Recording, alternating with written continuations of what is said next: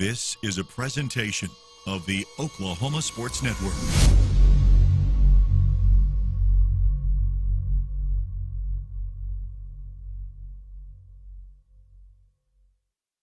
Any other use of this telecast, or any pictures, descriptions, or accounts of the game without the Oklahoma Sports Network's consent is prohibited. It may not be reproduced or retransmitted in any form, and the accounts and descriptions of this game may not be used without express written consent.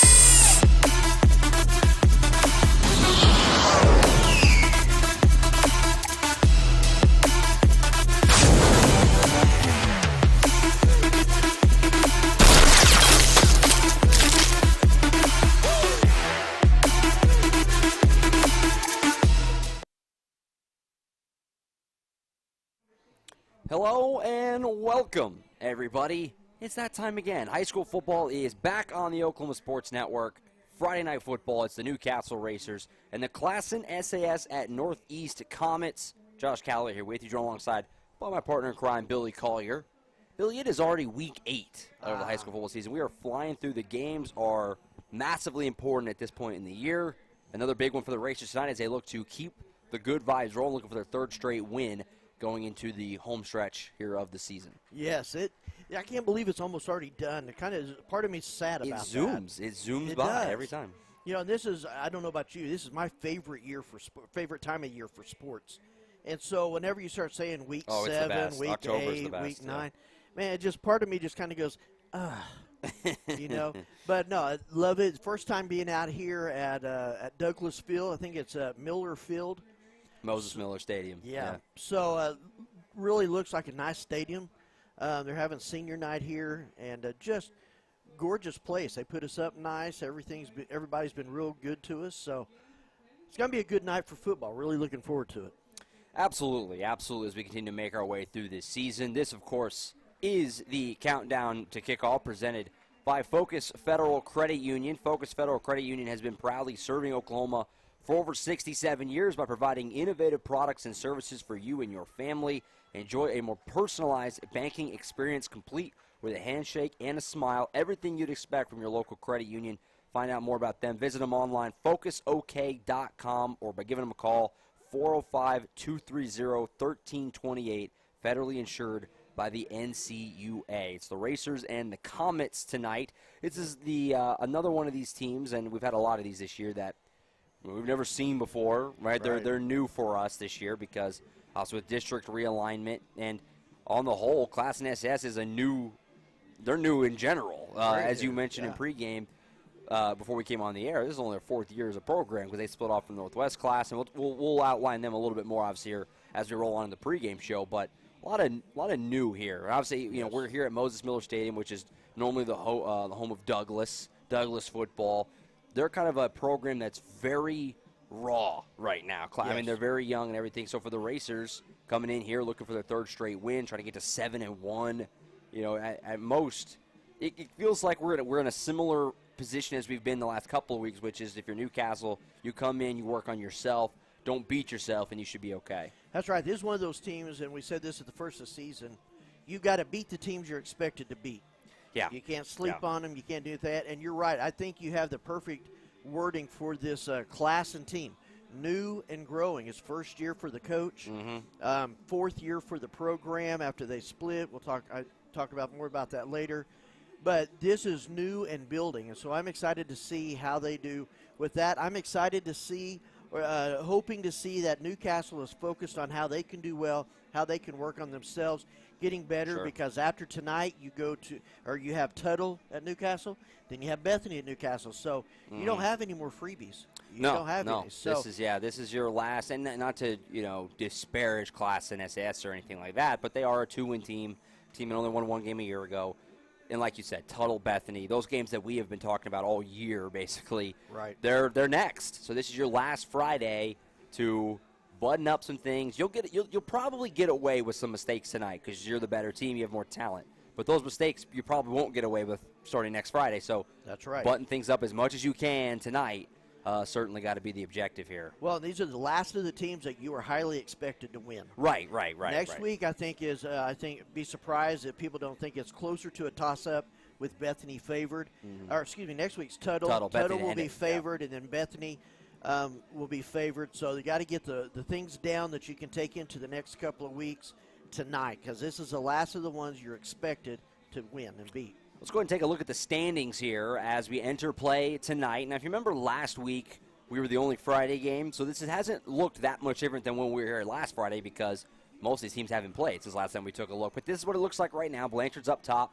Right now, they're the only team that's undefeated currently in district play at 4-0. They already have the wins over Newcastle and Tuttle in their pocket, so they're in pretty good shape. If they can find a way to get through Bethany, not tonight. I can't remember if it's next week or the finale. It's not tonight. I bet then they'll be first. Yeah. They'll be first. It would have to be. Good call. It would have to be because Newcastle plays Bethany to end it. So if the Lions win next week, they all but clinch being the number 1 seed, barring disaster, essentially. We'll find out what happens, obviously, the last couple of weeks here, but they'll be in really good shape. Bethany's in that 2 hole right now. Tuttle and Newcastle, they're all 3-1. Bethany is up top of the 3 because of a slight differential in the points, and that's where we talk about, so we're blue in the face, how big a difference the points can be. That's the difference right now between Bethany, Tuttle, and Newcastle is the points. So they currently are in the 2 spot. Tuttle's right there in 3. Newcastle currently 4th, just by a hair. It's razor thin right now, and of course Newcastle still plays both of those teams in front of them, so still control a lot of their own path. And then, like we've talked about all year, the big gap comes right there between Newcastle and Tecumseh. They're just 2-2, negative point differential in the bottom 3 there. Obviously, are all pretty far behind right now. Classen SAS, Hera, and then Bridge Creek at the bottom. Classen does have a district win under their belt. They beat Bridge Creek earlier this season. So the Comets, while they beat Bridge Creek already, they haven't played Hera yet. They play them next week. So theoretically, the Comets might be a stiffer test slightly than what Newcastle has faced. We don't know how they stack up with Hera just yet, but they did beat Bridge Creek by 20 points. So this won't be, the Bridge Creek 68-0 was an anomaly. We talked about that at the time, but the Comets, at least on paper, are a better team than that. So, not a complete. Newcastle is a heavy favorite, but I'm hesitant to call it just a full-on gimme. You're going to need to come out in Classen SAS, which we'll talk about here in just a moment, has one of the best players in the state. So it'll be fun. This is going to be an entertaining game. And as we look at this, Billy, obviously just a few weeks left, it feels like just the same story we've been having all year. I mean, that's your four playoff teams are pretty clear. The Racers still control their path to trying to get up into that top 2, which is obviously the big difference because you get a home playoff game if you get there. Right, and it seems like all the teams at the top have played most of the teams at the bottom. Yeah, there's a lot of big matchups over the last few weeks. So it looks like if there's going to be a shakeup, it's going to happen in 1 through 4. You have Hera and Classen playing each other. That's going to decide 6th and 7th. And these are a good team. Watch them out here. We'll talk more about the team in a second. It's going to be a different team than they're used to seeing.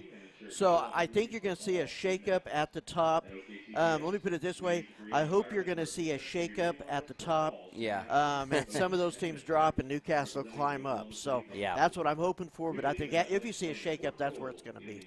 Certainly still all out there for Newcastle right now. And even, the 1 spot isn't out of play because if you can get a Bethany win over Blanchard, and then you find a way to win, obviously, tonight in your next 2, it's going to come down to points. And who knows? I mean, Newcastle's not that far back in the points column right now. So the Racers could, if they find a way to win out, they could find a way to wind up being right at the top at that number 1 spot. That's not out of play. So it's going to be a very entertaining last 3 weeks. Yes, excellent last 3 weeks. I would say if this is your first game you're watching tonight or maybe last week, the next 2 games you are going to be great. Yeah. Tune in. It is must-see TV. on those nights. So I want to really encourage you to jump in on those. Yep, it's going to be a fun finish to the season. Of course, always is. The way the schedule's kind of backloaded this year makes it just even a little bit better. So excited to see how this season finishes up. The third to last regular season game tonight, Newcastle and Classen SAS. We'll take a timeout here. We'll come back, and we'll start to map out this matchup a little bit. Keys to the game, impact players, and we'll learn a little bit about the Comets, what the Racers can expect tonight in this matchup here against a foe that obviously we're not familiar with. They're definitely not familiar with. That's right. We'll outline a little bit here coming up what we're going to see tonight next right here on the Oklahoma Sports Network. When it comes to your home, you need someone that you can trust to keep it safe and protected for you and your family. Vesta Foundation Solutions is your local, family-owned company that has helped many homeowners fix and protect their homes. Our engineered solutions can take care of all of your foundation repair, basement waterproofing, concrete leveling, and dirt crawl space repair needs. We take pride in getting the job done right, and you'll always be protected with up to a 75-year warranty. Contact us today for a free estimate. We fight the battles no one hears about. We drop into the middle of firefights to rescue others. And act as one-man air traffic control towers. We're the ones who go before all others.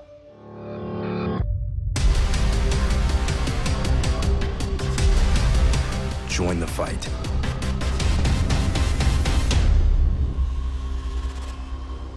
At CFD, our mission is to deliver quality dentistry by providing big practice benefits with a little practice feel. Since 2008, we've updated our look, technology, and have added new smiles to our tenured staff to better care for you right here at home. Convenience for you is one of our biggest goals, and we often provide same-day treatment to minimize your time off work.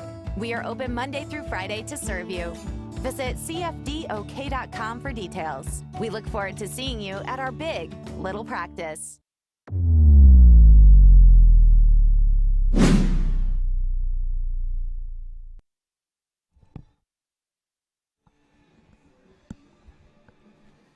All right, back here at Moses Miller Stadium, Josh Calloway, Billy Collier with you on a really nice Friday night. I don't know how this has happened. I was joking while we were getting set up. I mean, we've definitely done some games the last couple of seasons where we're freezing. Right. Way earlier in the season than this. I mean, it's week 8, and we haven't had it still feels early in the year a little bit with the I'm a little thrown off by the fact it was like 80-something today, 90 almost. Well, it's weird. Every week you look, it gets cooler like on Tuesday, Wednesday, Yeah, Thursday, and then by the time the weekend rolls around, back up to 90. Right. You know, so, it's it's very really kind. nice. Really nice. They got a good setup here, for us. But, yeah, this year we haven't needed to pull out the coats and the gloves and the stocking caps at all so far. No, it's been no. I mean, that could come in next Friday. That's for sure. Right. But so far, been a really pleasant year on the weather front for Newcastle football. No doubt about that. No doubt. All right, let's talk about Classen a little bit. Mentioned earlier, as you see on the graphic there, coming to the season 2-5. They're coached by J.D. Marinko, which, as Billy mentioned, this is his first year as the head coach here. It's only their 4th year as a program. Like we said earlier, they split off from Northwest Classen to have those kind of be their own 2 separate, programs and sports and all that good stuff. So this is only their 4th year. First year for Coach Marinko. They only won 1 game a year ago, 1-9, but they are 2-5 this year. They also went winless in 2020. So, I mean, we're talking about a program that's brand new, and you go winless. It's gonna take baby steps. I mean, you won 1 last year. You got 2 under your belt this year. Baby steps. That's where Classen is right now. We mentioned 2 wins. They came against Northwest Classen, who was kind of their biggest rival, right? As they split them off, they beat them at their place in week 3. Then they do have a district win under their belt, like I said, beating Bridge Creek 26-6. As far as common opponents, like I mentioned, they beat Bridge Creek, but they also lost to Tecumseh big 40-14, lost to Bethany big 67-24, and lost to Blanche. They did kind of hang with the Lions a little bit, 42-20, not a complete laugher, but obviously a comfortable win for the Lions there. 12 returning starters from last year's team, but they're still really young, even with that. Right. 6 on both sides of the ball, and the big one's going to be Elijah Green, who we mentioned, big-time impact player, really explosive, top 100 player in the state. Has an offer from Texas Tech in hand. He's going to be really fun to watch tonight for the Comets. So with all that being said, let's go ahead and roll into our keys of the game, presented by Extreme Tree Service. Premier tree service in the OKC Metro. tree trimming, branch and tree removal, tree pruning, stump removal, and grinding. Call them at 405-977-9001. That's Extreme Tree Service, our Keys to the Game sponsor. Billy Collier, Keys to the Game for the Racers to get their third straight win and 7th of the season. A big key to this game is going to fall on two things. One, running the ball. They run a 3-4 defense, which is more expecting the pass. You'll get a lot better running. If you can imagine, it's 5 blockers on 3 defensive linemen. Sure. So you should have some good running lanes there.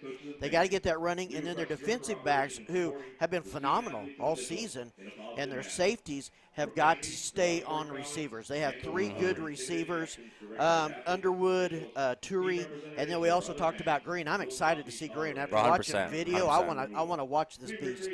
But that's what they're going to have to stay on them and stay on them. They don't do a lot of rushing. This is the first team that Newcastle's faced that probably passes 3 out of 4 times. Right. They are they passing. kind of lean on the pass. Right. Yeah. Passing in the flat, passing shorter passes, medium passes, which, let's be honest, we've seen them have problems with in the past, just those medium passes. So my keys to the game is going to be run, run, run. That offensive line has got to move people. There's some big fellas out here. The eye test looking at Classen. They've got to move that defense, get the run game going, and then as they start making adjustments to the run, then he can pop it over their heads to Schumard and to Heskew and some of those guys going back there. So that's the key to the game tonight. Defensive backs, stay on them. Another thing I'm hoping to see from Newcastle is it's time now to start disguising some of your plays. One of the things that when we watch from up here and we see what running backs are in or we see how they're lined up, we can tell between about 3 or 4 plays what they're going to run. Tonight's a night to start seeing if they can kind of mix that up a little bit. And so I'm excited to see. They started it a little bit last week. Last week, if you don't remember, they ran Bolser and Bradford up the middle where usually they go around the end. And then they ran Corbin around the end. And so kind of confusing the defense, mixing them up a little bit. I think this will be a time to start that up, get that going as we look at Tuttle next week, Bethany the week after. Absolutely, and I completely agree with you. I'm really excited about, and we've been talking about it all season, every single week, how good the defensive backs in the secondary has been. Yes. There hasn't been one game this year where you could say a receiver was giving them problems. I mean, that hasn't happened. They faced some really good receivers this year, headlined by Morgan Pearson, who we talked about a couple times this year back at Plainview, top 100 player in the state, one of the top, more than that, top 10 or 15 player in the state. They shut him down pretty much completely. So I'm excited. Another big challenge tonight, Elijah Green, we just talked about. He's just a junior, has a Texas Tech offer in hand. He's a guy who feels like his recruiting is going to pick up a lot as we go over the course of the winter and into next summer, and then obviously into his senior season. Another big challenge. They've been phenomenal so far, arguably the strength of the team so far. And another challenge, like you said, a team that likes to pass, a really good receiver, a couple other really good ones. I'm excited to see that matchup tonight, so looking forward to that certainly. Well, and like you said, they have faced some good receivers. They've had some star-like receivers, and every time they faced them, they shut them down. Yeah. Frustrated. Yeah, they've passed every test so far. Couldn't get them. In fact, Pearson that you were talking about, is that right, Pearson? Yeah, Morgan Pearson. Yeah, he got very frustrated in his game because he couldn't get open. He couldn't do a lot of what I think he wanted to do and show the college world what he could do, and Newcastle just kind of took that away from him. So I'm looking to see if they do the same thing tonight to Green. Let's flip over to our starting lineups, our impact players presented by Chris Dumm, All-State agent. Chris Dumm is your All-State agent, offering auto, life, and home insurance. He enjoys being a part of this community, and building local relationships is one of the best parts of the job. He knows what life is like in Newcastle, so call him today for a free quote, 405-392-2390. Chris Dumm, All-State agent. Starting lineup, impact players. Who you watching for the Racers tonight to continue their good season, break out, turn it around, whatever you got. Right. What are you thinking? I think Bolser is going to have a good game tonight, especially if they exchange him going up the middle and around the side against a 3-4. He would be one name I bring up. The other one I'd bring up was the OSN Player of the Week. If they can't get a run game going consistently, if they can't get their passing consistently done, how good does it feel that you got a guy who can kick a field goal from the 30-yard line? And so I think having him there, that's another player of the game. I'm hoping to see another good game out of him. You could talk about Jackson Burt.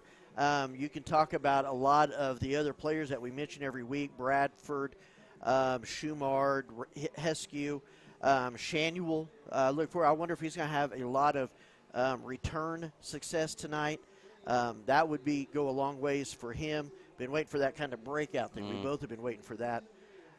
But I think two big ones tonight are going to be Bolser and Batchelder. I'm with you big time on Batchelder, our OSM Player of the Week. Good to get that shout-out in there. Got him. We said last week we're going to make sure to try to get him nominated. We did, and he won. Yeah. So shout-out to Newcastle fans getting in and voting. Yeah, I mean, we talked about that last week. What a weapon it is to have a guy who can kick it from a little bit of distance. You know, do they give him any shots tonight, and how does he do when he gets that? Because I think tonight would be a night and a game that you're hoping to win and hopefully win it comfortably. To try him out a little bit, you know, takes a shot with a longer field goal. Because it feels like if he can make another longer one tonight, you know, and I'm speculating, that maybe Coach Brickman will feel really confident going into these big games and the playoffs down the road. So big game looking for him once again for sure. Well, from the kicker. You remember in the last years, they would go down and he'd get within the 20, within the 15. It was automatic go. And they couldn't get it into the end zone, and they'd walk away with 0 points. Now you got an ace in the hole. If you get it down to the 15-yard line and you feel like you got it in, 3. Yeah. You got at least 3 can make it competitive, and enough of those 100%. Makes up a touchdown. 100%. I'm also watching for Caden Phillips tonight. We mentioned just a minute ago, the secondary's been so good. He usually is tasked with that number 1 receiver option. He shut Morgan Pearson down pretty much all night when they played in week 2. Yeah. Another tough test with Elijah Green, assuming he gets the matchup on him. Excited to see what he does with that. We haven't said his name that much this season because they don't throw at him. He's covering his guy every week. So I want to try and make sure that he gets the proper due, because he's having a great season. Excellent. It's one of those things when you're a cornerback who's really good, you almost we forget about you because you're locking down your guy. You're never having to do anything. Make a play on the ball, I should say. So excited to see what he could do tonight against Elijah Green. I'll take one more time out here. We'll come back. We'll continue to set the scene for Moses Miller Stadium, get you ready for the Comets and the Racers right here on the Oklahoma Sports Network. Sidelined by surgery, illness, injury? Valor Physical Therapy can help. At Valor PT, our skilled therapists create a rehabilitation program individualized for you, with education and encouragement each step of the way. Whether it's sports or the activities of life, let Valor get you back in the game. Start now at 405-265-6449. No referral needed. Mention Oklahoma Sports Network and get a free t-shirt at your first appointment.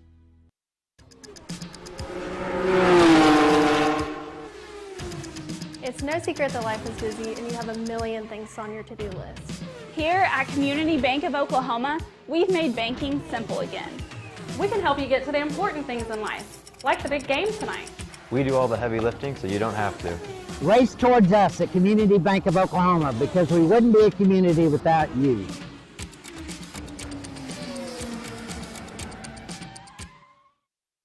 We come from different backgrounds, with diverse interests and unique learning styles. Finding classes that fit your individual needs isn't a challenge at Cameron University. A small campus and dedicated faculty ensures there's always someone close by to guide you on your journey. Your success is our success. Your education is our mission. At Cameron University, you're not a number, you're part of the family.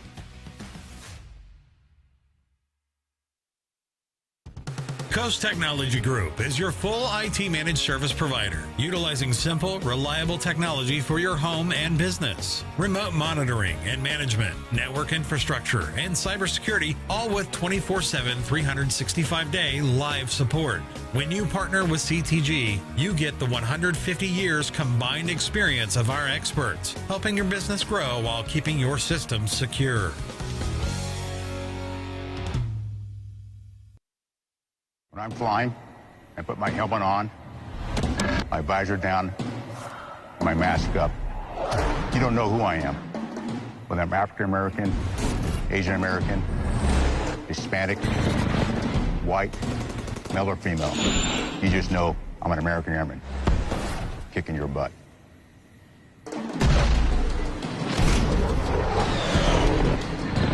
I'm General C.Q. Brown Jr. Come join us.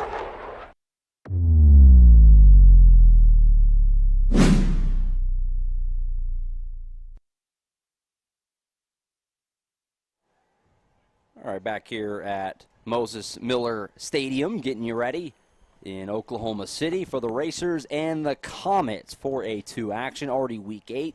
This is the last true road game of the year for the Racers, obviously pre any playoff situation. First road game of the regular season, I should say. They finished a couple of home games at Racer Stadium. Of course, we mentioned earlier, Tuttle and Bethany to end the year. Look at the 4A2 slate here tonight. If you're curious, these games we'll be peeking in on tonight as well. None of the big boys play each other tonight.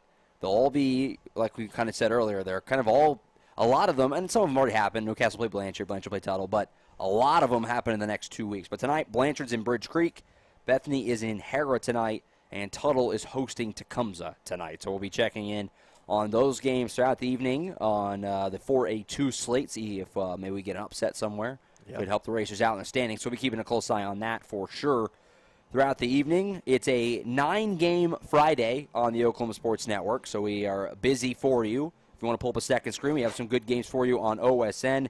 Elgin and Duncan tonight. Lawton is taking on Choctaw, Altus, and Noble. Lawton MacArthur's got El Reno. Del City in Glenpool tonight. Really good one here. Carl Albert and Guthrie. That's going to be a really fun one on OSN tonight. Midwest City is in Ardmore. That's another really good game as well. And Yukon is against Edmond North. So we have 9 games on the Oklahoma Sports Network tonight. So it's a busy Friday, Billy, here as we got just a few weeks left in the regular season. This is where the games get really fun. We got a lot of good ones for you on OSN. That Carl Albert Guthrie one. That's going to be a fight. Yeah. That's going to be a battle. That's going to be a battle, that's for sure. Titans and the Blue Jays, always fun when those two teams get together. That Midwest City Ardmore, don't sleep on Ardmore. They got a good team. They got a really good team. So I'm excited. They're sneaky. They are. No, they're just so far south. Yeah. You kind of forget about them down there. Yeah. But yeah, that's gonna be a good game. So we got 9 games on OSN tonight. You want to pull up a second screen, get a phone out, get a laptop out, whatever. I recommend you do that because we got a lot of good football for you tonight on OSN as we're in the home stretch here of the regular season. Just a few weeks left. Mentioned the Racers will host the final 2 games of the regular season. Got Tuttle coming to town next Friday, and then Bethany to end it. So a couple of doozies to finish the regular season. Should be a couple of fun ones. Real fun. I hope that you'll find us and be with us on Oklahoma Sports Network. I'm very bummed, though, Billy. I'm not going to be with you next Friday. But Racer fans are in for a treat. They get to have Eric Sharam, OSN OG, come in. Normally the voice of Lawton MacArthur. They play Thursday next week, so he's going to double dip.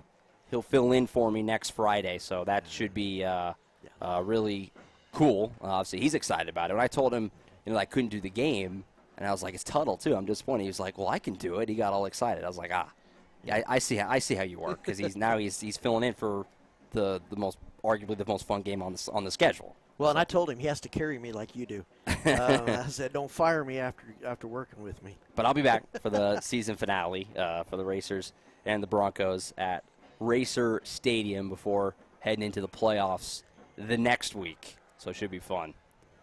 So teams are getting ready to head out for the coin toss here. We'll see which way we get going here at Moses Miller Stadium. First time for you out here? Yes, right? Yes, I've never been to this stadium before. Driven by it several times. Never been inside it, so I'm excited to see how it's going to be. The atmosphere, the fans. Right. It's going to be a good night. Mentioned it is earlier. That's Classen Senior night. This is their last home game. They're on the road to end the season. They're in Hera next week, and they close their season at Tuttle. So a couple of road games. That's a lot of captains, by the way, for Class. That's 9. I guess that's probably all the seniors on the roster, I'm guessing. Well, seniors, and then it looks. That's a record for most guys I've ever seen go out for the coin toss. I see number 16 out there. He's a junior, but, yeah, I think that's the seniors.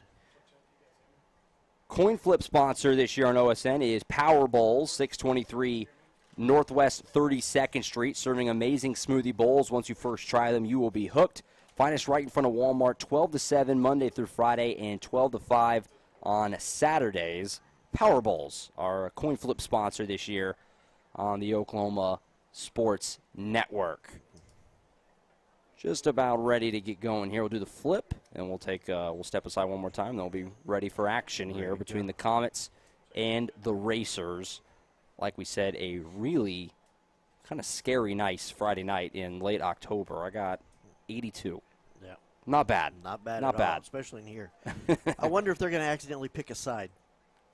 Yeah, what game was that? Oh man, was that? It was at home. Was it the Woodward game? It was the first home game, it was right? Woodward. It was Woodward. Yeah. If you weren't with us, That just was crazy. all-time conundrum. Teams got out there to line up for the kick, then had to completely switch sides because there was a lot of confusion on what was actually called, what was actually decided. Did you ever see that movie Rat Race where they had that umpire I that have. messed up It's the been a overtime? while. Yeah. Cuba Gooding Jr. That's almost what it was like. You had the ref having to explain to everybody what happened, why it was, and it was pretty nuts. All right, so Newcastle won the toss and has deferred for the second half.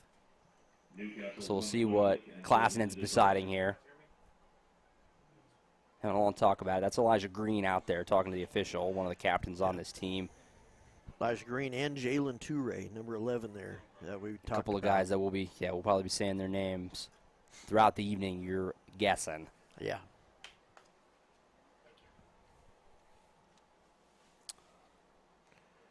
All right. So it looks like Classen will be getting the football to start this game. So it'll be the Racers defense on the field first. There's the fight. That'll be an exciting thing. Our defense and their offense starting it off. That's going to be a good time. So we'll take one last time out here. This has been the Countdown to Kickoff presented by Focus Federal Credit Union. When we come back, we'll have the opening kick. We'll get this thing rolling. Classen SAS Comets, Newcastle Racers next up for you right here on the Oklahoma Sports Network. Team up with Pioneer iVideo and start streaming the most popular TV shows and movies from your favorite devices today. Download the iVideo app and start watching anywhere in your home using Pioneer Internet. Each package includes free high-definition and cloud DVR features like video on demand, Restart TV, and Replay TV, just in case you forget to record a program. Visit gopioneer.com for more details and compatible devices.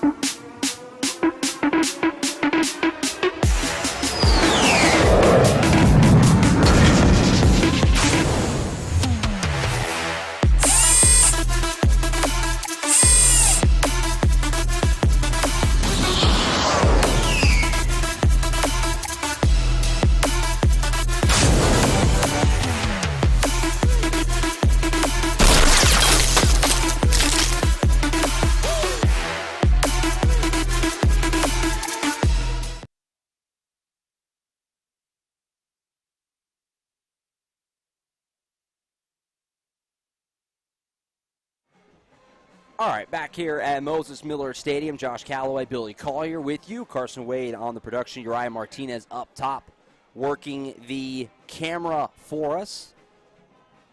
Week 8 of the regular season already as we on our last road game of the year at Moses Miller Stadium. We had all those road games early. Yes. I've gotten a little comfy being at Racer Stadium every week. We'll get back to that, but back on the road for the first time in a while. That's right. It feels weird. It actually kind of does. You just get into that rhythm of our spot at Racer Stadium. Yeah. You pull in for you guys right on the road. I got to drive a little bit, but yeah. So we're up by your house. Yeah, actually we're closer to my neck of the woods this time around. Rare game where I travel less than you. Doesn't happen often. That's true. So Toby Batchelder will do the opening kick. Back there to return for Classen is Elijah Green. He kind of does it all for this Comets team. Goes offense and defense and returns kicks for him. Really exciting player. Excited to see him today in person for the first time. Yeah. And I think if you were planning on seeing him on the sideline, you're going to be very disappointed. Yeah, he doesn't take a lot of snaps off. He's going to be out there a lot tonight, so we're going to get a good look at him. Classen in their home black jerseys with yellow numbers, blue helmets. Racers in the road whites. Just ready to go here. Are we having a Woodward situation? I don't think so. It doesn't look like it's far removed, though. I heard him blow the whistle, then they all grabbed their ears and started talking. Yeah, there's some peeking up toward our way up in the press box here. Looks like there's some confusion about something. Obviously, can't be any game hasn't started yet, so I know the clock's correct. So is it chain gang? Okay, looks like they're one short over there on the chains.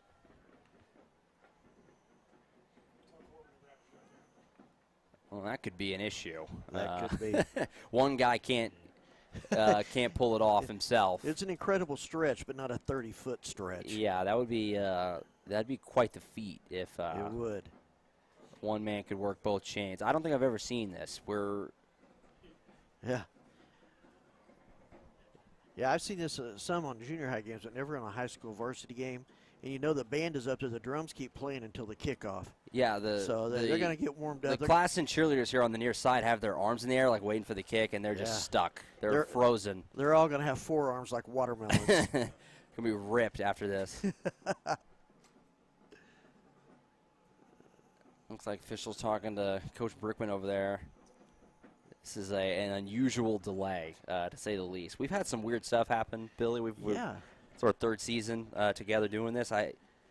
After the Woodward kind of conundrum where they just flipped which way they were kicking, I thought that was kind of as odd as we could get to start a game, and this may top that, to not have a second man to operate the chains. Right. Well, really a third man, right? Because you have the guy with the sticks and then the... Well, and I don't know if you can hear it on the microphones. They're still playing over there, man. They're still playing. They're going to keep playing. There's no way this is happening. So let's see what happens. I guess I'll take the opportunity to tell you that our first quarter sponsor is Community Bank of Oklahoma. They offer a full range of services to suit your banking needs. We have what you are looking for: competitive rates and unequaled service. 2245 North Main Street, Community Bank of Oklahoma. They're getting an extended time in the corner slot there on our screen because we're having a hard time getting this thing started. They're still looking around. I'm surprised they haven't said something yet. I don't know if you can hear the band. Now both bands are playing. So it might be coming through. They're like right here. Where are they at? They're like right here off to our left. A couple of sections over. Well, folks, if you're just tuning in wondering what is going on, we don't know for a fact, I suppose, we think that they're missing a man on the chain gang, and that has been what's slowing them down here. We got both teams out there ready to kick, and then here's a young man running around. So that might be a fluke. I don't know. We'll find out. They got both teams out there ready to kick, and then right before we started, they realized they were short. I mean, that's what we believe to be. Well, the white hat even whistled. He was ready for the kick, and then the side judge kind of goes, "Hey, guys, we only got one marker." So that is exactly what it was, because we had a young man run over there. He's going to get the really quick tutorial of, okay, you just hold your spot. I'm going to have to talk to Gene. He could have volunteered. Yeah, where's the legend Gene Reed? He should have hopped in there. Oh, there he is. He's standing down there. Ah, come on, man. That should have been, that should have been, he should have been all over that. I guess he said we're not at Gene Reed Field. So That's right. All right, now we're ready to start this game. Only about a 7-minute delay. No big deal. Toby Batchelder boots it away, and we're off and running at Moses Miller Stadium. Elijah Green fields it, and they're going to say it's a touchback as he kind of went into the end zone there. Looks like he started to return it, but call the touchback, and we'll see the Classen offense out there first against the Racer D. Well, and I'll tell you right now, if Green is what they're telling us he is, Batchelder needs to kick it into the end zone every time. That saved a lot of helmets right there. Sorry, quarterback for the Comets is a youngster, Carlos Hardiman, just a freshman for Class. Mentioned earlier, they're a pretty young team overall, despite having 12 starters back from last year. Still a young team, and obviously that's headlined by the quarterback there. Just a freshman is Hardiman. He's athletic. He'll move around a little bit. You mentioned earlier they're a leading rusher, at least from what we saw. So 4 receivers set to get this thing started. Man goes in motion there in front of Hardiman. He'll take it. We have whistles on the first snap. The pink flags are back just for you, Billy. It's like they knew I was coming. False start here against the Comets. So kind of an ugly start here for Classen. Yeah, I'm not sure how. Remember last year when a lot of teams, when they put somebody in motion, would get an illegal procedure. Yeah, you're right. That did happen just about every week. We haven't seen that as much this year. So I don't know if they had an official meeting or something. Probably. That's a good guess. 1st and 15 after the penalty. Hardiman takes a snap. Back to pass here. He'll pump fake once and try to run off with it. That was backwards. That's loose on the deck. Diving after it here and recovered by Newcastle. There it is. That's a turnover on the first play of the game. TJ Bradford ran that down and jumped on it. I was trying to see the number that chased him down. I thought it was 78, maybe 77, Tosh Smith there. But they were right there on him when he had no time to react or anything. He tried to hurry up and pass it, and that was a mistake. What a weird play that was. Yeah, he tried to take off with it, had some pressure, tried to flip it, but that was definitely backwards. And credit to Bradford being all over it. He ran that thing down, and the Racers force a turnover on the first play of the game and have first and goal at the 6. Looks like you got Bird splits out. It's going to Nix. be a direct snap to Nix. Right side pushing forward. Comets defended it pretty well. They were ready for that. Yeah. Maybe back to the line. Maybe, oh, no, he got inside the 5, so give him about 2 yards. Yeah, I think they spent some time in the film room. They kind of knew, and of course you got Tosh Smith going out there ahead of him. They just kind of poked their heads in right behind him and were able to get to him. Let's see what they come back with. I'd like to start at first on a turnover on the first man. play, getting yourself first and goal. Bird splits out again. Nix will take the snap directly to him. Goes right up here the left side, pushing forward, carrying some guys with him, and he's in. Touchdown, Newcastle. 3 snaps into this game. Randy Nix is in again. Yeah, I think it looked like that was that number 13 that ran it in, or was it? Nix took it in. Nix took it in. Wow. Man, great play. He's a big running back. Looks like they're going to use him quite a bit tonight. Yeah, Randy Nix, who's been killer down inside the 5, especially on those direct snaps. Been a workhorse. You haven't seen it not work very much. As Batchelder line drive kick, and it did stay in there. Good so job. The first extra point of the night for Batchelder is through, and the Racers, just 65 seconds in, have a 7-0 lead. We'll take a timeout. Racer defense back out on the field after this on the Oklahoma Sports Network. When it comes to your home, you need someone that you can trust to keep it safe and protected for you and your family. Vesta Foundation Solutions is your local, family-owned company that has helped many homeowners fix and protect their homes. Our engineered solutions can take care of all of your foundation repair, basement waterproofing, concrete leveling, and dirt crawl space repair needs. We take pride in getting the job done right, and you'll always be protected with up to a 75-year warranty. Contact us today for a free estimate.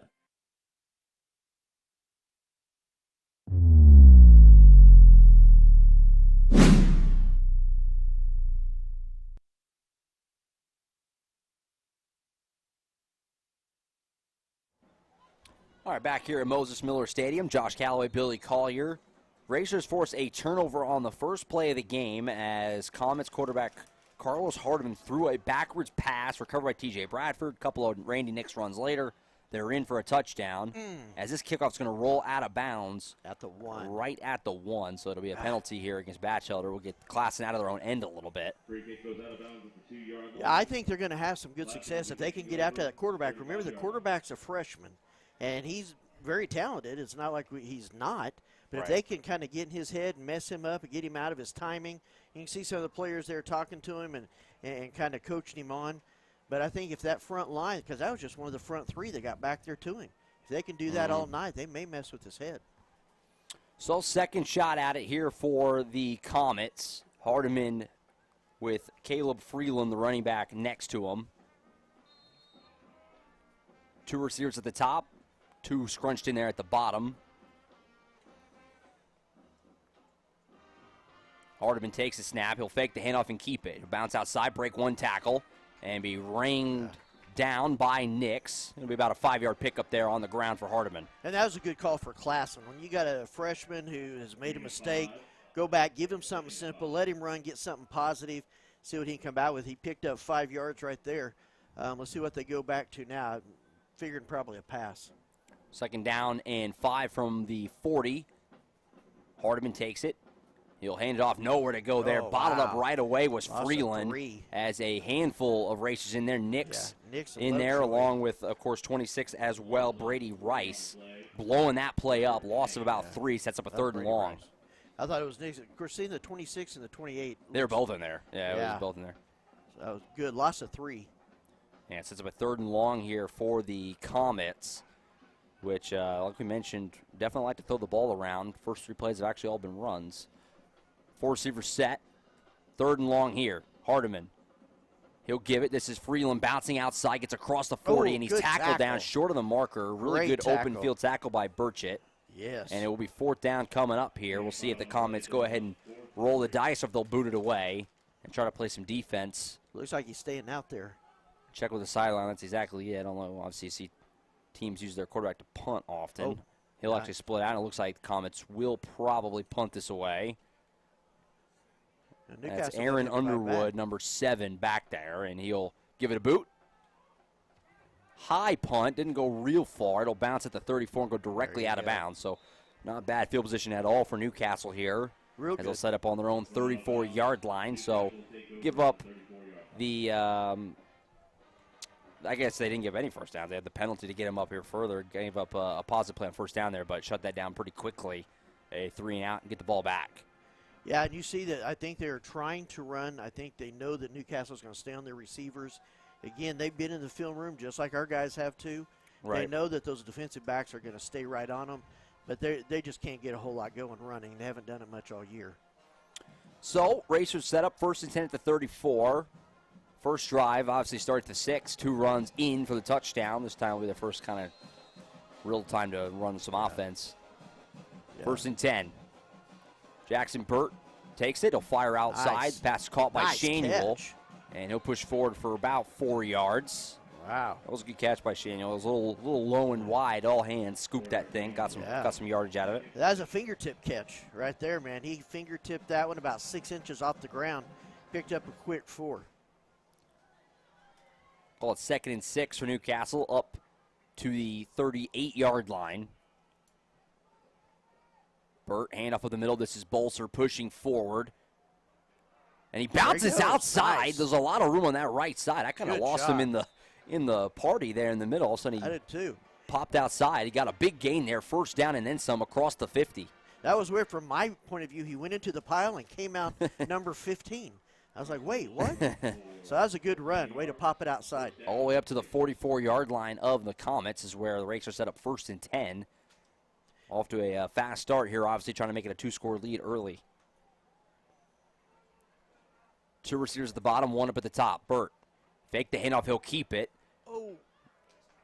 Nice stiff arm there to get some extra yards. Was wrangled down eventually by Carlos Williams, number 12 there for the Comets. Got good. 7 yards out of it. Yeah, they were looking for that. You saw 2 guys go with Bolser. They just linebacker came across and cut off that gap, but he still picked up, 4 or 5 yards out of it. Yeah, got 6 officially. Looks like, more like about 4.5 or 5. Right. 2nd down. Oh. And he got about 3 guys to jump there. There's the +5 play. So that'll put him real close to the marker. I think maybe just shy of 1st down, but it's going to be 2nd and real short here after the penalty. Yeah. And that's something, again, against a team as balanced as Newcastle, you want to get in there and get in there as fast as possible. And that's one way to just keep them back on their heels a little bit. So it is still 2nd down, but real short here, less than a yard. Handoff goes to Bolser across the right side, got the 1st down and then some. And he's going to go down inside the 25. Carson Bolser, another big run. And Newcastle on the move here, trying to make this a 2-score lead. And that's a great hold there on the side. You saw the receiver take his guy outside, and the tackle there brought in the defensive end. It was a great job. Going quick here. Back to Bolser again. Up the right side is going to be close to another 1st down. Looks like it. And I think he did pick it up. You are correct. It's also into the red zone here. I want to thank our red zone sponsor, Heat and Air Guy, as the Racers zooming up here. Yeah, cooling, heating the air that you breathe. It is not a secret that in Oklahoma, your air conditioning here plays a vital role in our lives. As I'll get back to that in a second. Bolser instead going quickly again. It's about a 5-yard pickup. Give them a call. They'll get your heater and air conditioner working and keep it working. Heat and Air Guy, 405-305-5734. Racers on the move here, Billy. And they're establishing the run. That's what we talked about, to establish that run, especially against a 3-4 defense. They're doing a good job. You're seeing different things out of Bolser, popping outside, cutting back inside. I'm looking for them to kind of get that pulled in to go for a pass when they're running up. 2nd down and 2 is what it's called on the board. They can get a 1st down here. As you know, they're inside the 5. Fake the handoff, but right up the middle, nobody there. Touchdown, Newcastle. Jackson Burt walks in, and Newcastle off to a really fast start. It's 13-0. Man, this is really good. I think this is what you did not see from, what'd you say, it was Blanchard that they stayed up with. Blanchard didn't come out strong like this, and we've seen Newcastle did that one of the first couple of games. Now they're coming out strong. They're getting up there, dominating the line. So this is a great start for Newcastle. So 2 drives, 2 touchdowns, 2 defensive drives, 2 stops. Can't do much better than that. Batchelder spot down, kick is up. Another seed of a kick. It goes through on the left side. I'm not sure it and landed it's yet. 14-0 Newcastle with 6:31 to play in the first quarter. Timeout on the field. We'll take a timeout as well and be back. Racers up 14-0 on the Oklahoma Sports Network. We fight the battles no one hears about. We drop into the middle of firefights to rescue others. And act as one-man air traffic control towers. We're the ones who go before all others.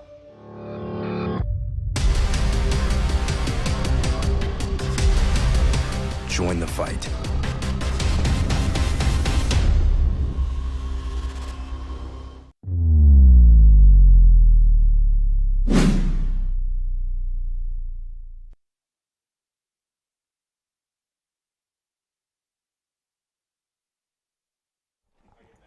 Back here at Moses Miller Stadium. Good start for Newcastle here. Great they got start. the quick turnover, punched it in, and then got a 3-and-out, went the length of the field again. So 14-0 Newcastle, less than half a quarter in, as the Racers trying to keep 2 big wins in a row. You feel like, maybe you come in looking ahead to Tuttle. No, so far not at all. 5.5 minutes in, 14-0. Racers off to another good start. Well, and like we said, great teams focus on how they improve themselves. Right. First real shot here for Elijah Green to return. We'll see what he does with it. Comes up the left side. It's a solid return, but they do swarm to him. They'll get it out just past the 30, about the 34. Looks like is where they're going to give it to him. And that was really the first time we really had a chance to see him do much. They, obviously he didn't run. They didn't get a pass to him. So that was the first time we really got to see him run. He looks like a strong guy. He carried about 3 or 4 guys with him the last 5 yards. Good size. 6'2" is what I had him listed at. So pretty good height, just a junior, so got a whole other year left to continue to grow his game. Mentioned in the pregame show, got an offer in hand from Texas Tech, preseason VIP 100 player. A lot to like about him. You got First and 10 here. You got Caden Phillips over there on him. Handoff here. Oh my gosh, that was blown up right away. All over that. I couldn't tell. Was that Nix in there? Wasn't quite sure who got in there, but Freeland, as soon as he touched the ball, had white jerseys in his face. Yeah, it looked like Carl Vion Young came out of there back there, so it may have been him, number 20. It just kind of collapsed everything. That's a big loss there, about a 5-yard loss for the Comets. Their offense has not had a lot working for them here in the first handful of snaps. Second down and long here. Fake the handoff. Hardeman will keep it. Gets away from one man in the backfield. Slips through another. And a good job by Hardeman to get about 5 yards out of that. It looked like it was going to be a big loss. Some slippery stuff there from the freshman. Gets it up to at least a somewhat doable third down, although third and about 9. Well, and I think everybody was surprised that he wasn't able to be taken down back there in the backfield. I think Jarko, you kind of saw him immediately run up and tackle him, thinking he was already going to be tackled back in the backfield. Call this a third down and maybe 8, a long 8, short 9, somewhere in there. Got to get up to the 44-yard line. Takes a snap here. He'll hand off up the middle. Again, nothing there. Absolutely bottled up. Mr. Smith. Yeah, right Taj there. Smith in there immediately. So far, they've only tried it a couple times, but those runs kind of between the tackles has not gone well. Well, we've talked about fourth down. When you start behind the spot there, when you start behind the flags, the chains, you're in bad shape, and especially when you're not having a whole lot of offensive positive moments. Yeah, so a loss there pushes them back behind the original line of scrimmage. It's going to be fourth down at about 11. They'll definitely punt this away. Underwood out there to give it a boot. Jackson Shanuel back to return. Got a lot of pressure in his face, so he just got it out. They're going to flag the hit on the punter as it bounces, rolls down inside the 30. That was really close to a block. But unfortunately, what happens a lot of time on a close block that you don't quite get, you accidentally hit the punter. Now it'll be a matter of how many yards they give him on it. Yeah, they're calling it a personal foul, so it looks like 15. 15 will be a first down. I'm just glad there. I'm looking at who number 7 is. Of course, that's Underwood. I'm glad to see him get up. He's walking off the field normal. Glad nothing.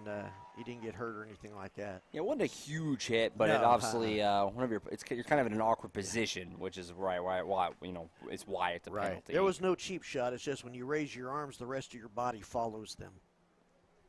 So the penalty will give the Comets a first down really close to the block, but it results in the penalty there, so it gets the Comets a little bit of some kind of momentum, really the first positive thing that's happened for Classen in the first, just under 8 minutes of this game. So it'll be 1st and 10 at about the 48-yard line. Their own 48. Man in motion there. That's Mason Fletcher.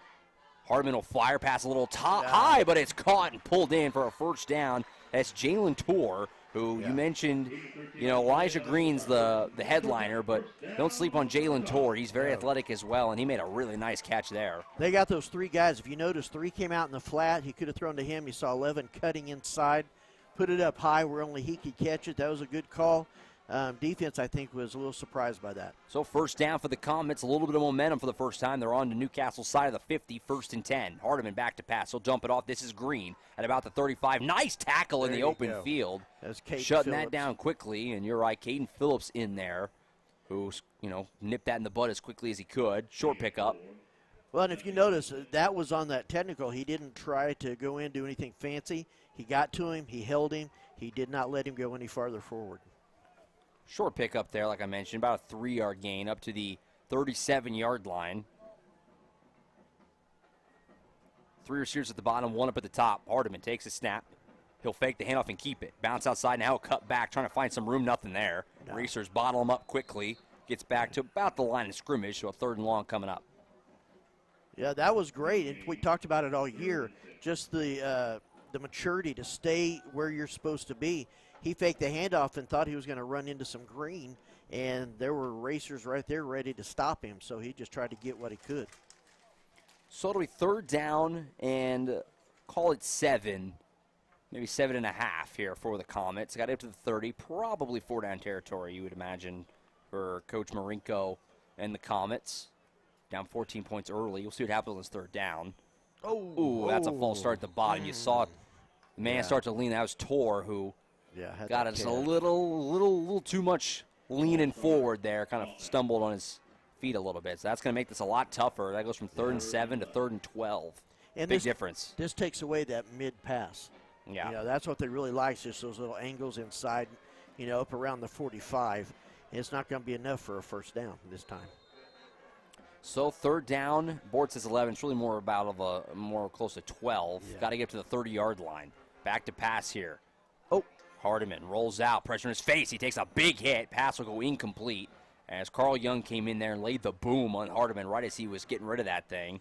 And an incomplete will be 4th down and 12. Now for the Comets, you feel like they'll probably go for it. Don't have much to lose, but maybe they'll go for the pooch punt. They do have Underwood trotting out there, so we'll see what they do. Wow. I think this would be a time, as you can tell, the defense has not really stopped them much yet. I think this would be a time to really try and go for it. You're on Newcastle's side. 4th and 12 is tough. Yeah, very tough. Well, we'll see. They do have Hardeman there, looking like they're going to try and roll the dice here and see if they can't pick it up. So it's a 4-receiver set. Big play here for the Racers. Try to get a stop on downs. Hardeman takes the snap. Back to pass. He's going to fire down the side looking for Torr. He's got to step on his man. It's caught. And Torr is going to bring this in, a 42-yard touchdown just past the diving Rex Heskew. A really good throw by Carlos Hardeman. He put it right on his guy, Jalen Torr. And it's a touchdown for the Comets. That was a good call. They're really using number 3 back here in the flat to kind of mess with the defensive backs. And you see Heskew there wondering what he should do. They just need to get back, trust the other 10 guys there. It'll be okay. Don't let anything behind you.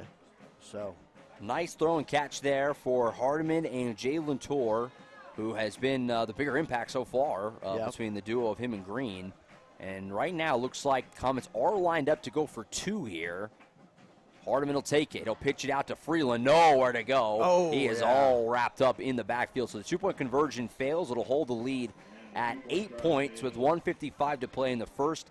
It's Newcastle 14, Classen SAS 6. Offense back on the field for the Racers after this break on the Oklahoma Sports Network. At CFD, our mission is to deliver quality dentistry by providing big practice benefits with a little practice feel. Since 2008, we've updated our look, technology, and have added new smiles to our tenured staff to better care for you right here at home. Convenience for you is one of our biggest goals, and we often provide same-day treatment to minimize your time off work. We are open Monday through Friday to serve you. Visit cfdok.com for details. We look forward to seeing you at our big little practice.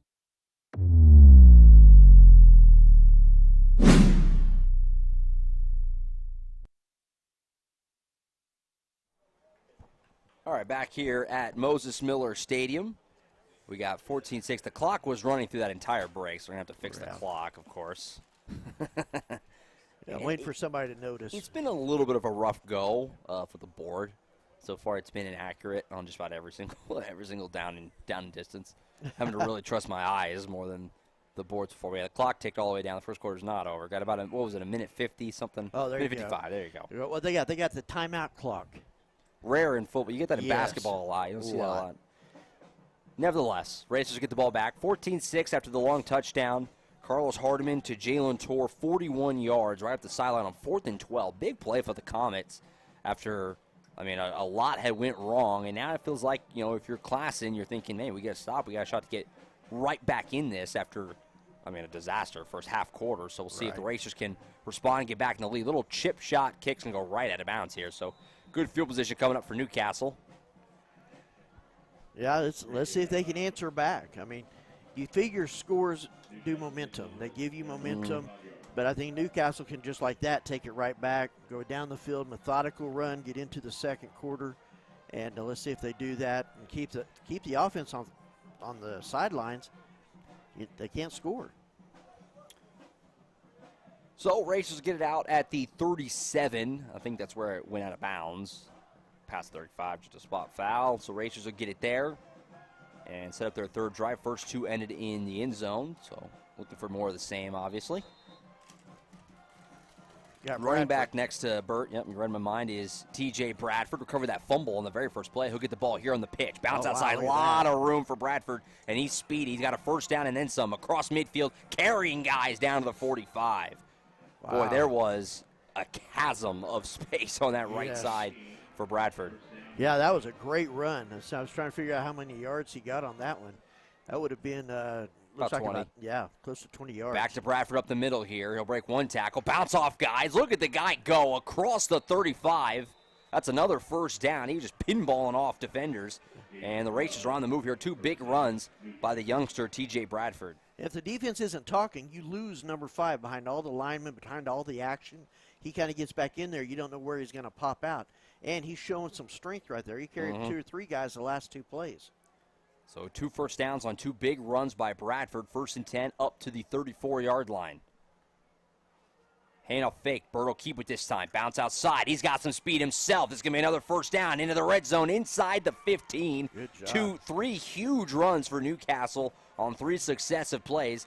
They're right back down in the red zone again. Want to thank our red zone sponsor, Heat and Air Guy, who has been getting a lot of use out of that the last few weeks.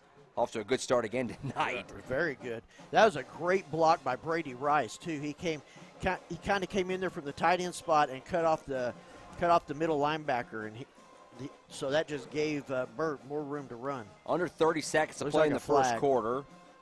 It's a sideline warning here against Classen, it looks like. Wow. Sideline warning. It kind of slows down the momentum a little bit here, too, the speed that they're going. Down to about 12 seconds where the clock is sitting right now in this first quarter, so maybe 1 or 2 more plays at most in this opening frame. Trying to figure out why they're not saying let's go. And then waiting on the official here. Okay. Here he goes. He got his notes done. Got to write it down. Got to make sure you write that sideline warning down so you get another one later, penalty. All right, under 10 seconds. 1st and 10 for the Newcastle Racers at about 13. Burt, hand off to Bradford. Not much this time. It's a good job to keep the legs moving to get a couple yards out of it. But that will end the first quarter. So Newcastle in the red zone again, looking to score for the 3rd time.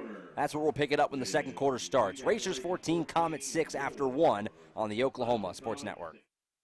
Sidelined by surgery, illness, injury? Valor Physical Therapy can help. At Valor PT, our skilled therapists create a rehabilitation program individualized for you, with education and encouragement each step of the way. Whether it's sports or the activities of life, let Valor get you back in the game.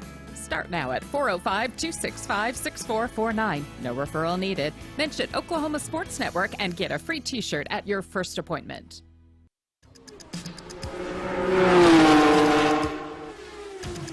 It's no secret that life is busy and you have a million things on your to-do list. Here at Community Bank of Oklahoma, we've made banking simple again. We can help you get to the important things in life, like the big game tonight. We do all the heavy lifting, so you don't have to. Race towards us at Community Bank of Oklahoma because we wouldn't be a community without you.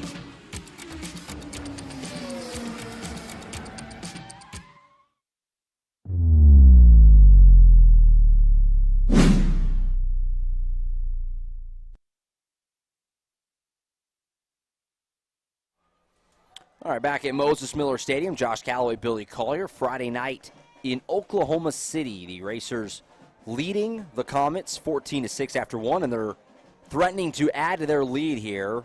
8-point advantage, and they got second down, and they're calling it 10 on the board, more like 9 or even 8 maybe. Yeah, long 8 probably is what I'd go with. Got to get just inside the 5. Looks like they got to get about the 3. Second down here. Bird takes a shotgun snap, back to pass. Got Bradford coming up the sideline. Oh, and he just missed him. Bradford had some room there. Would have almost certainly scored, but that pass is a little bit over him, just a hair. It was real close, right up the fingertips. Yeah, that would have third down coming up. That would have been a definite touchdown. I think he had a defensive man right in his face. Probably changed the angle of the throw a little bit, brought it more inside than outside. So come right back with that. Should be third down. Thank our second quarter sponsor here while you're ready for this snap, Contemporary Family Dentistry. Say about them after this snap. Third down and 10 here.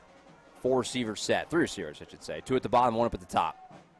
Burt, take the handoff. He'll keep it right up the gut here, pushing forward. He'll be down just shy of the 5 at about the 6. So it will be 4th down coming up. And it looks like they will let Mr. Batchelder try and go for the field goal here. Something we kind of talked about in the pregame a little bit. You know, after having a really good week. Curious to see if he gets some more shots tonight. And if he does, what does he do with them? Here's an opportunity right here on a little of a mid-range kick. This will be about a 24-yarder or so, 23-yarder, something like that. Well, this is something that a lot of teams at this level don't have. You know, somebody that is very dependable to make these. Spot down kick is up, and it is through. Oh, so Toby Batchelder, after an OSN Player of the Week performance last week, is off to a fast start tonight. 2 for 2 on extra points, and he's made the field goal there to make it 17-6.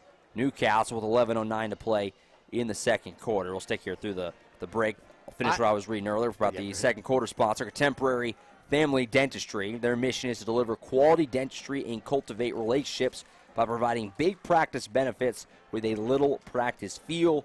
Call them today and set up an appointment, 405-387-9300, Contemporary Family Dentistry. What were you going to say? Well, I was going to say, I broke one of my rules. I said that I would not comment on a kicker before he kicked because, you know, throughout history, that's always jinxed him, and then everybody would be mad at me. But fortunately, he's better than that. He did it good, got it through, and I am relieved. Yeah, he's on. We're going to have to review the tape. He's on a hot streak. Didn't miss any last week, obviously. He's coming out hot here tonight. I think he's only missed 2 on the season. One he hit off the upright, and then another one he just kicked it at a bad angle. So Comets look at the ball back, see how the Racers defense responds after, obviously, giving up that big play. And what's tough, too, obviously, if you could, backtrack a little bit, that drive for the Comets was extended by the roughing the punter call. Right. Kept that drive going, got him into 4th and long, but then the big play up the sideline to Tor, who housed it from 41 yards out. So Racer defense back out there with an 11-point lead. Batchelder pooches it down inside the 20. It'll be fielded right there and racing across the field. Long way to go. Nice stiff arm there. He stepped out just past a 35. That's Mason Fletcher, the junior there for the Comets. Good return, and we'll set the Comets up with some solid field position here as they try to make this once again a one-possession game. Well, I tell you what, he showed some incredible speed. You saw him outrunning a couple of the defenders right there. So that was some great speed coming around all the way to the other side of the field. If he hadn't have stepped out, they probably would have had it closer to midfield. So 10:45 and counting. Clock has been running right through this break. The board here has had a bit of a rough go. Yeah. That's going to be the nice way to put it here. It hasn't exactly been accurate most of the time. 17-6. Let's see if 4 receiver set. Get some pressure on him. Hardiman takes the snap. He'll fake the hand. Oh, no, he will give it. Wow. I was anticipating a fake there, and it didn't go anywhere. I tell you what, these runs up the gut, trying to just create a lane and get something going, they have been bottled up big time for Newcastle so far. Yeah, I think that was big number 52, Shavira, was in on that, and he just closed up that lane, and there was nowhere else for him to go. The other defenders had kind of cut off the sides, so he dropped him right there for a loss. Yeah, he lost about a yard to make it 2nd down and 11 here for the Comets. Under 10 minutes to play in the first half. Racers lead at 17-6, going for their 3rd straight win, trying to get to 7-1 on the season. Hardiman back to pass. Some pressure around his blind side. He'll take off, and he's got speed. Hardiman, nice juke. Oh, he's stuck right there. Good tackle in the open field, about a 5 or 6 yard pickup. That was a good tackle right there. That was a nice juke. He really put his foot in the grass and made a move. But Lovejoy stuck him right there. Sets up a 3rd down. And that shows a lot of power, a lot of strength on Lovejoy. He grabbed him with an arm and stopped his forward momentum. That was a really good tackle in the open field. 3rd down and 5 with 9:15 and counting to play in this first half. Running back there next to Hardiman is Caleb Freeland. He's gotten the ball a handful of times. Got to imagine this is a throw here on 3rd and 5. And reiterating that, Freeland rolls out. Hardiman's going to fire up the sideline here looking for a man. Picked off. Intercepted by the Racers. So they got a flag down. We'll see if it holds up. That's Burchett who made the play. But a flag right over the middle of the field, right about midfield is where the flag is. So we'll see what that call is and if this play holds up. I don't know. It looks like he may have hit somebody in the middle there as the ball was in the air. Let's see what happens. The throw is so quick. It's almost, was there time to be a penalty? Racer offense is coming out as Bert's on the field. Eligible man downfield. All right. Eligible man downfield. So there he goes. The interception holds up. Good Trey Burchett, who has been a bit of a ball hawk this year for the Racers, picks one off there, and the Racers get the ball back. Obviously, we all remember Burchett had 4 picks in a game earlier this year. Had one right there. So the Racers get the ball back. Man, he has been a football vacuum. I think you just call him Hoover. I mean, he just pulls it in. He's just right there. Wherever the ball is, there he is. He's been all over it this year. Been a really good season for him. So the Racers get the football back on the plus 46. Handoff here goes to Corbin. He's got a lot of room. Oh, no, he does have it. I got faked out. 1st down for Corbin. I thought he had it. Then I second-guessed myself thinking Burt kept it. He did have it. I was a little thrown off by just how much room he had. Well, yes. 1st down and then some. Well, and that's the great thing about having a running quarterback is you have to guess who has the ball. And so that was a good handoff and would have been a good fake. I'm noticing that Jackson Burt on these kind of read option type plays, it's becoming more and more effective. Really, really good at making the right decision there. Burt, pressure in his face here, and he's wrapped up in the backfield. A huge sack here for the Comets. A flag comes flying in late as all over it there. I think that was that Andrew Graves, number 8. I couldn't quite make out the number. That's what it looked like, yes. Blew that play up. Might have been Braylon Taylor, number 9. Either way, a big play for the Comets defense. There's a flag down, but we'll see what that is. It was thrown late. I don't know. Yeah. And he's riding again. So they keep track of these. The official likes to fouls. keep notes. Yeah. He likes to keep notes. But it just makes you think that maybe it's a personal foul because they got to keep track of those, the players doing personal fouls and stuff. So let's see what comes out of it. So they're spotting the ball at the 43-yard line, which is about where he was tackled. Big loss there, about a 10-yard loss. Wow. And it is 2nd down. I never saw. Oh, here's the signal, and it's another sideline warning. Wow. This time against Newcastle. So both teams have a sideline warning. So something to keep an eye on. Neither team wanting to stay on their side, I guess. Everybody wants to get out there. 2nd down and 25 after the sack. Burt on a QB screen here, drops it off. This pass is caught. This is Logan across the 40. Nice tackle there in the open field by Jayan House, sophomore linebacker, good player for the Comets. Made a nice tackle there, cut that play down. Still a good pickup about 10 for Logan. And that was a good call. That's what you want to do when the defense is being overly aggressive. Yeah. Get them out of the play. Hit one of those short little flats, or a lot of times we see it at other levels as the screen. So that was a good call. So it's a good game, but still 3rd and 16 there for that big sack on first down. Bird, the hard count there, almost got a jump. Didn't get the call. 3rd and 16. 2 receivers at the bottom, 1 at the top. Got the tight end there, Nix. Burt back to pass, rolls out to his right. He's got some room to throw. He'll fire, passes off the hands of Logan. He was right at the 30, so it would have been well shy probably if that tackle is made, but it would have made 4th down certainly a lot more manageable. And instead, now you're looking at 4th and 16 in an awkward spot of the field. Let's see what Coach Brickman wants to do here. Well, I think it was 16. I'm not sure you try that. Let's pin them deep and then maybe get the ball back down there. Yeah, Batchelder's out. And I think they're going to try the field goal. Holy cow. This is going to be a boot. If Toby Batchelder makes this is a 10. It's more than that. It's 53. 53-yard 53-yarder for Toby Batchelder. Now they're going to go to the offense. Burt in the shotgun. Batchelder splits out receiver. Corbin gets out there. Burt back to pass. Fires over the middle. Pass is caught. Boom. Moving forward, and he's going to be just shy of the 1st down marker. The pass completed there. That's 33, Hunter Berry, who was open over the middle of the field, and it was a big game, but they had to get 16, and they only got about 14. That's a good call. Well, they got a lot of yards back, but, yeah, interesting. Yeah, that was an interesting design. It was. What I was impressed with is I was hoping Batchelder was going to get a pass. Just throwing that out there. I'd be scared to death. Man, he'd be up in the air for a while if he got hit, I think. So it's a big gain, but again, it comes up short. It's a turnover on downs, and the Comets do what they need to do. They get the ball back. They're hanging in this game, down 11. Hardiman fakes the handoff. He'll keep it. He's wrapped up in the backfield. Racers' open field tackling has been really good in the first quarter and a half. Lovejoy in there as well as Jarko. Yeah, that was excellent. They're not giving them ways to run. I don't know that they're used to that yet. It seems like they've gotten a lot of chances to rush because their pass has been able to get situated, get settled, and established. They're not able to do that tonight as they're not getting it done pass-wise. 2nd down and 11. Hardiman takes the shotgun snap, back to pass, fires over the middle, pass high of the mark. Looking for Underwood there as it was too high for his man Burchett came in there. Yeah, you said Classen SAS kind of hoping that was definitely uncatchable. It was just too high. I think that might have been the difference. There was a little bit of contact, not a much. No. I could see it being called maybe if it was, a play on the football could be made. It was way too high. It wouldn't have made a difference. Well, and you have the defenders allowed to run. He can't run through the defender, so if he runs into the defender, it's not interference. 3rd and 11 for the Comets. Got to get up to the 35-yard line. They're on the 24. Hardiman back to pass, rolls out to his right. Got a little bit of space here to try and make something happen. He'll fire over the middle, knocked away.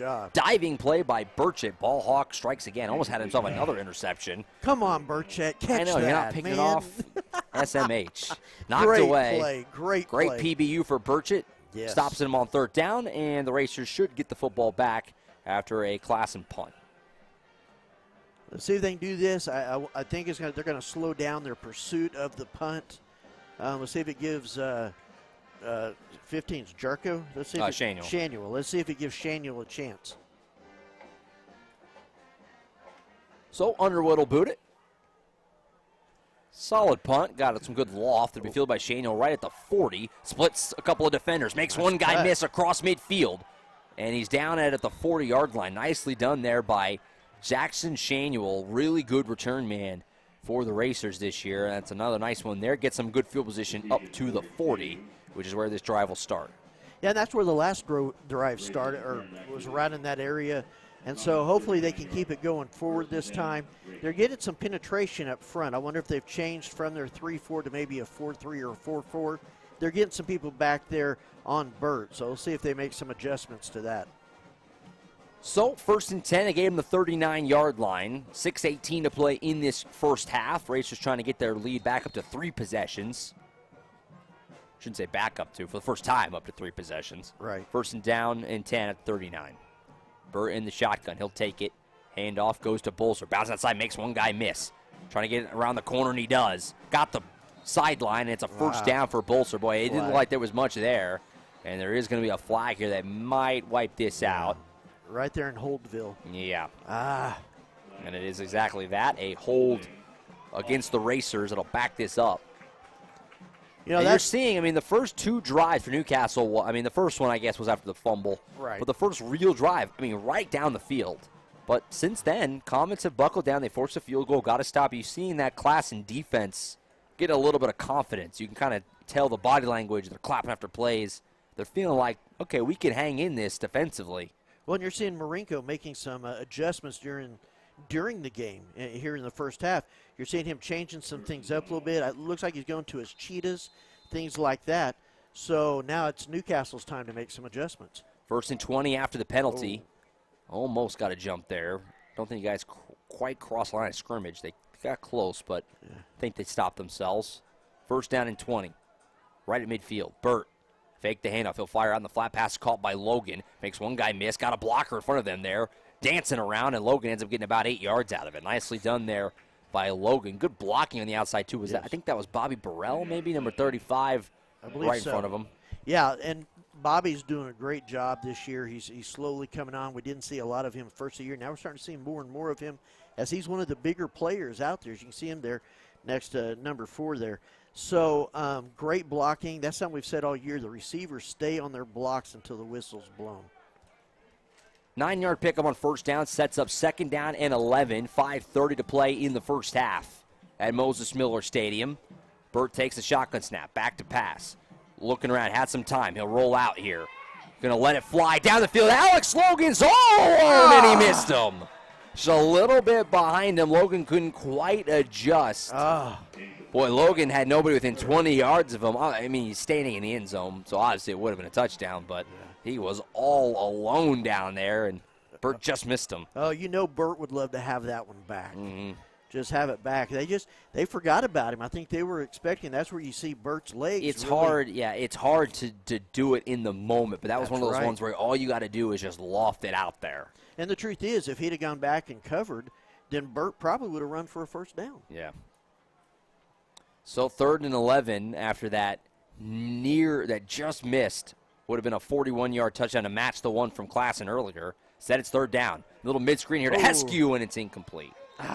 So off the hands of Heskew, and the Racer offense stalls out again. And you're just seeing, again, like I was saying a minute ago, I mean, the Racers are a little bit out of rhythm offensively after a really fast start. And Classen defensively they're buckling down a little bit. They are. Looks like Granted, I mean, that was a touchdown, and, if that could have been linked up, but still. Looks like they're going for it. And 4th and 11 at the 41. You're in kind of no man's land here. So we'll see what they decide to do if Burt goes for the pooch. Oh, well, you got to jump. That'll give you 5 free yards. That's going to make this a lot more manageable. I think you definitely go for it now on 4th and 6. Absolutely. You saw Rayburn down on the bottom. You know they had been working on that all week up here.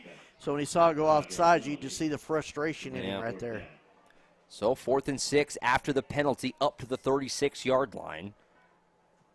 Newcastle 17, Classen SAS 6 here on the Oklahoma Sports Network. Stick with us at halftime, of course. Billy and I will wrap up the first half. We'll also step aside, let the bands perform here at Moses Miller Stadium. Get you ready for the second half of the Racers and the Comets. Back to pass here on 4th down. Burt up the sideline.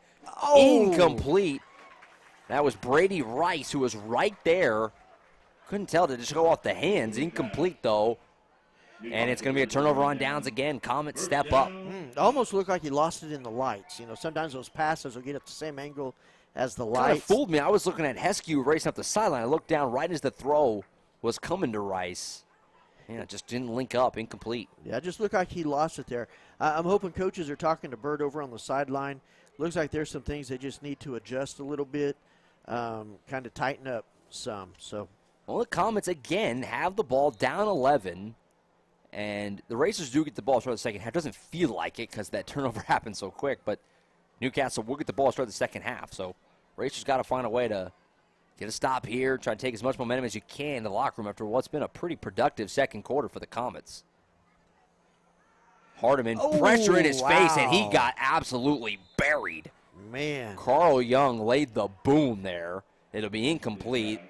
No intentional grounding, which kind of surprised me because there was nobody even close to that throw, but incomplete nonetheless. I tell you, Young and Hardiman are going to be good friends by the end of this game. Yeah, he's got him a few times. Where you see one, you see the other. I don't know if they're long-lost friends or what, but, man alive, he's getting back there fast. Second down and 10 after the incomplete pass. Young all over him. 4-receiver set. Handoff goes to Freeland up the middle, and he's got nothing. Boom. All over him is Randy Nix. Rode him to the ground. Burchett came up to help. And it's going to be about a 2-yard loss. And the Comets have not had really any semblance of a run game in this matchup at all. I'm trying to figure out why they've kind of gone away from the pass quite as much. Of course, the defense is getting back there so fast. He's not really having time to set. He hasn't had a lot of time. The one busted, I don't know if you want to call it busted coverage. It was right there. It was a good throw. But the big play, the touchdown to Tor, it was really just a quick throw, got a guy behind, good throw and catch. Haven't had a lot of time to throw as Hardeman, that's for sure. More pressure in his face here. Passing the flat. It's caught by Freeland. Makes one man miss, but he's knocked down by Heskew. Short pickup, still well short of the marker. And another 4th and long coming up for the Comets. Another nice open field tackle by Newcastle. That time Rex Heskew. Well, and that could have been disastrous. I don't know if you noticed. There's a lot of room. Had Heskew and Bradford kind of ran into each other, left Shanuel out on an island with Green. And so if he'd have held on to that. It was Freeland, not Green. Was it Freeland? Yeah, oh, my bad. Yeah. So Freeland, so he could have had some. Yeah. So that was tough. It really surprised me a while ago. They had Green and Underwood down here on the same side and then didn't go to either one of them. So it's 4th down and 10. Hardeman's in there. We'll see if they actually go for this. And it looks like they're going to give it a shot. Why not? Big underdogs. Hardeman over the middle, incomplete. He got planted in the dirt again. That time Michael Jarko, as the Racer defense is just getting so much heat on Classen quarterback Carlos Hardeman. He has got no time to throw back there right now. Man, this defense is getting stingy. You're having to fight for every yard. You take away one play, and they have next to nothing except for the penalties. And so they are really getting held back by this defense.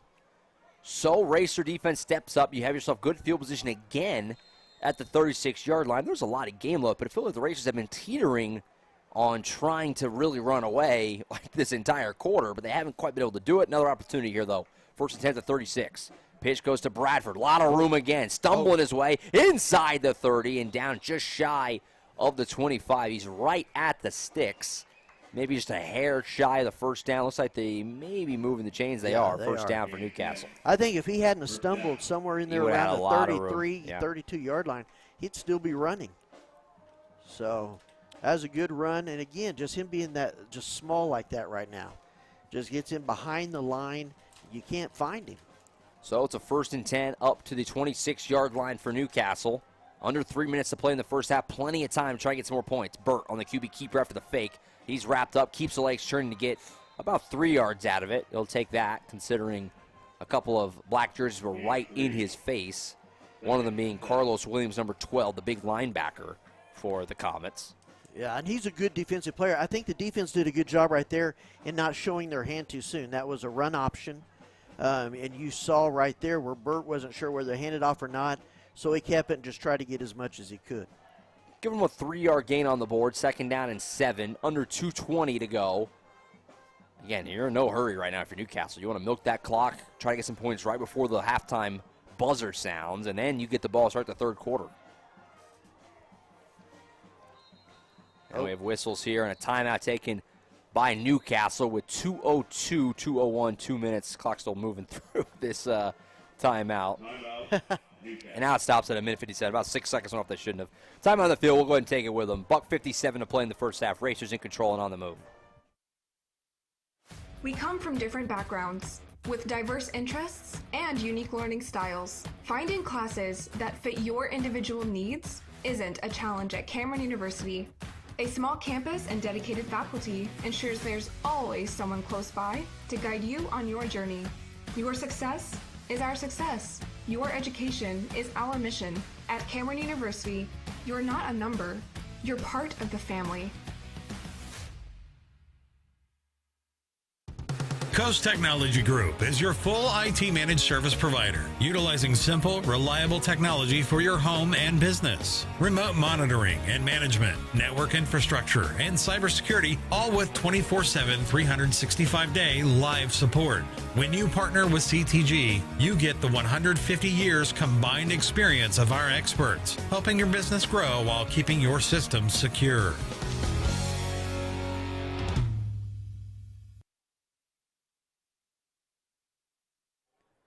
Back at Moses Miller Stadium, Josh Calloway, Billy Collier, Friday Night Football on the Oklahoma Sports Network. Glad you could find us.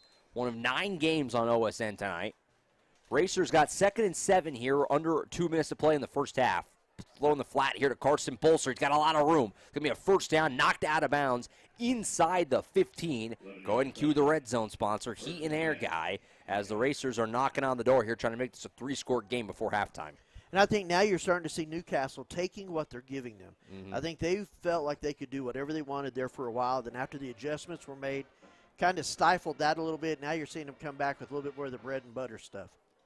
1st and 10 up to the 15. Newcastle on the move against Classen SAS. Run outside here to Bolster, and a rare run for Newcastle, completely bottled up. There is a flag down, though, seemingly right on the tackle. I didn't notice anything I didn't either. I don't out know. of line on the tackle, but that seemed to be what the flag was on. It's almost right there by horse collar or face mask. I didn't see that. I didn't either.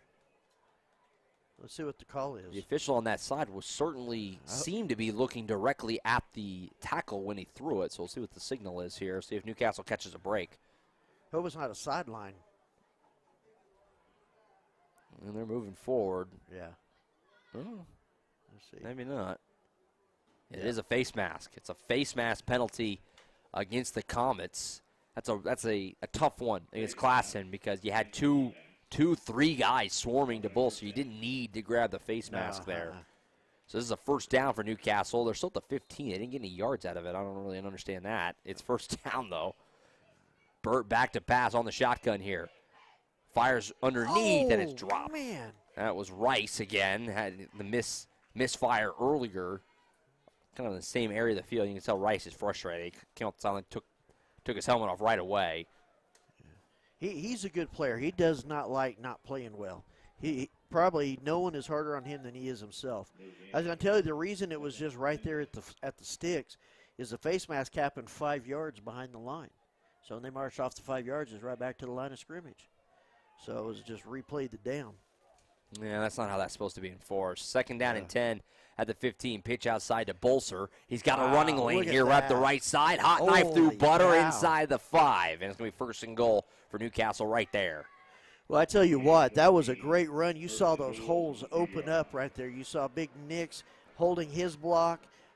Just great blocking. Got him down there to the 2. Well, you know what time it is. It's the bulldozer package here with Randy Nix.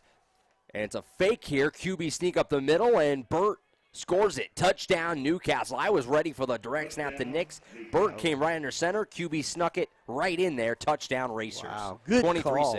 That was a great call. Again, mixing Surprised it up. me. Surprised me. So yeah, mixing it up like we were talking about before the game. Make it look like it's something and then make it something else. That's going to be big as your Tuttles and Bethany's come to town.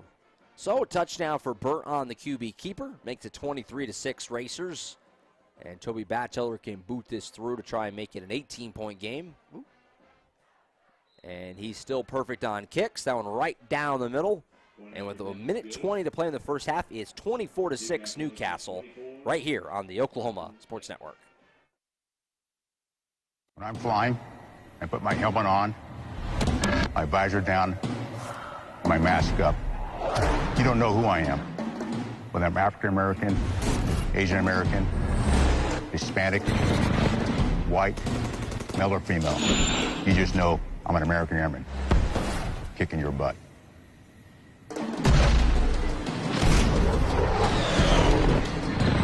I'm General C.Q. Brown, Jr. Come join us.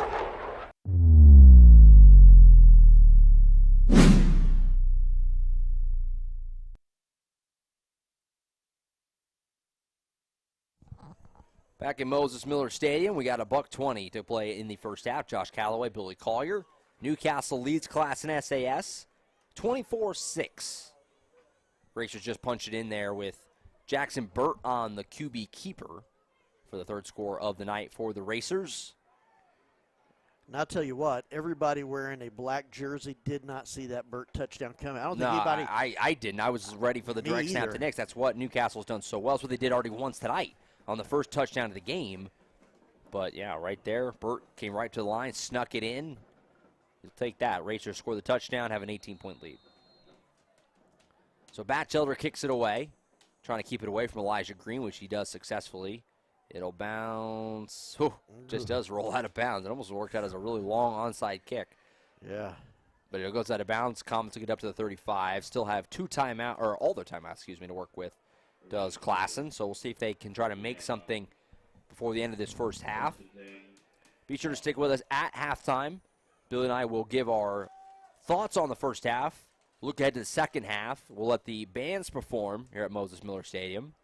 And then we'll give you some scores, and we'll get the second half started right here on Newcastle Sports Network. So don't go anywhere.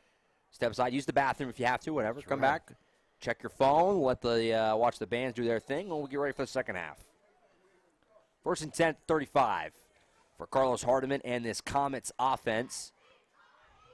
Back to pass and pressure in his face. Steps up. Evades one guy. Taj Smith, though, not going to get away from that guy. He landed right on a big hit for Taj Smith on the young freshman.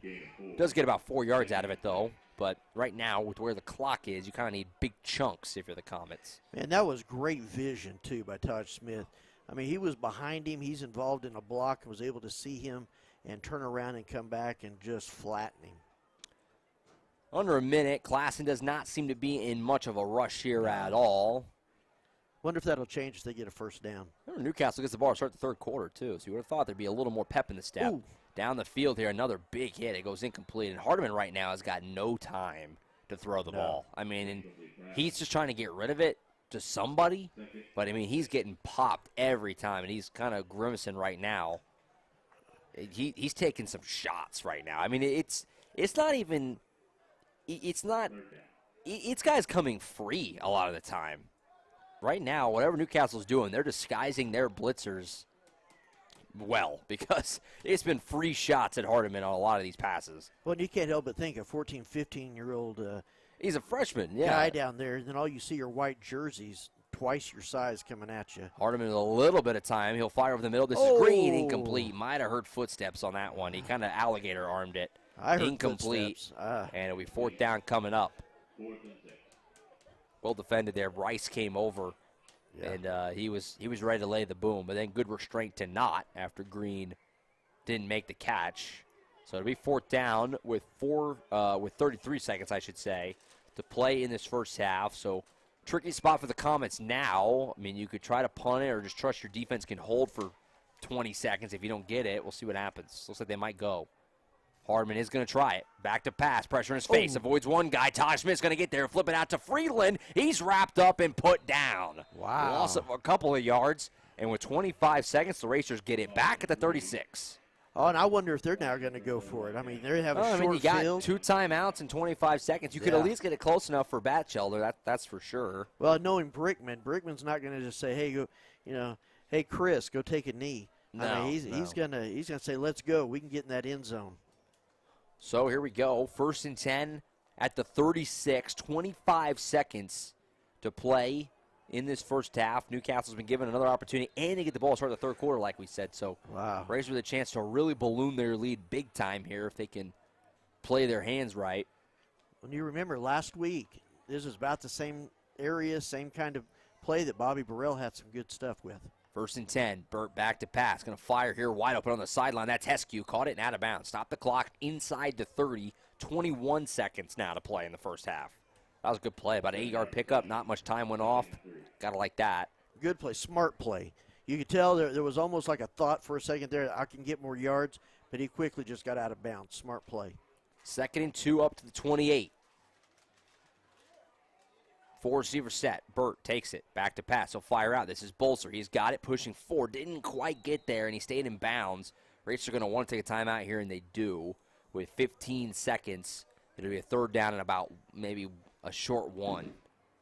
Yeah. So we'll see how they approach this here. Because you want the first, but you don't have a lot of time. So see if they take a shot. They just try to pick it up. No running backs. Well, they didn't take a timeout either. Burt pump fakes once. Now he's going to fire over the middle of the field. Ooh, looking for Burrell's a little low, and it will be fourth down.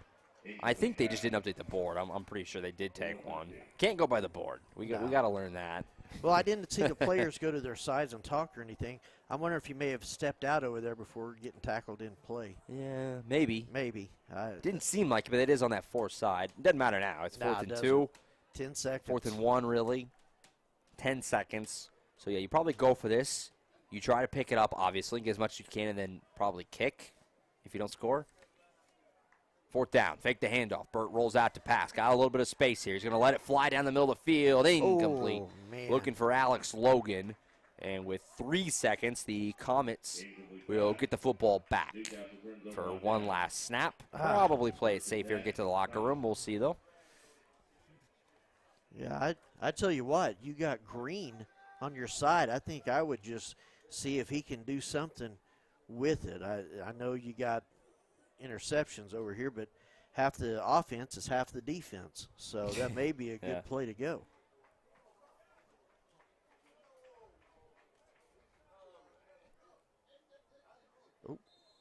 And a late add to the offense there as Mason Fletcher was had to have a coach went and grabbed him saying, hey, man, get out there. That's right.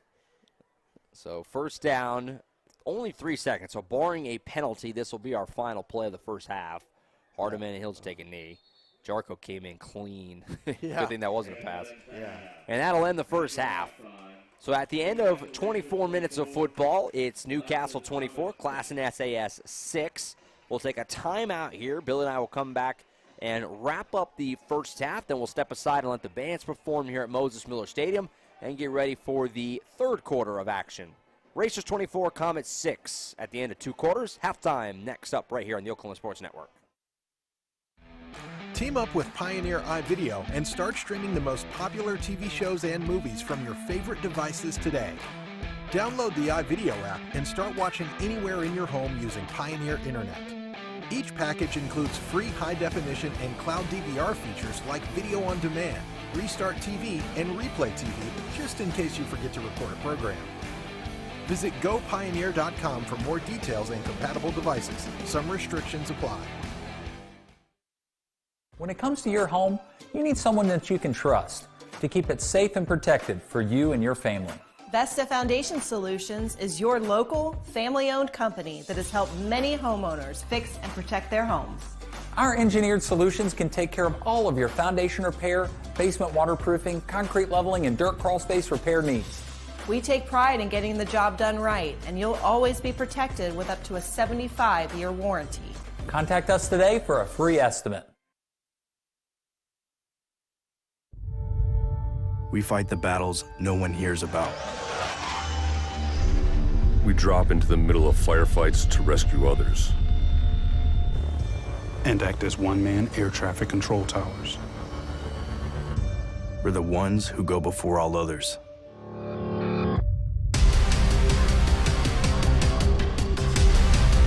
Join the fight.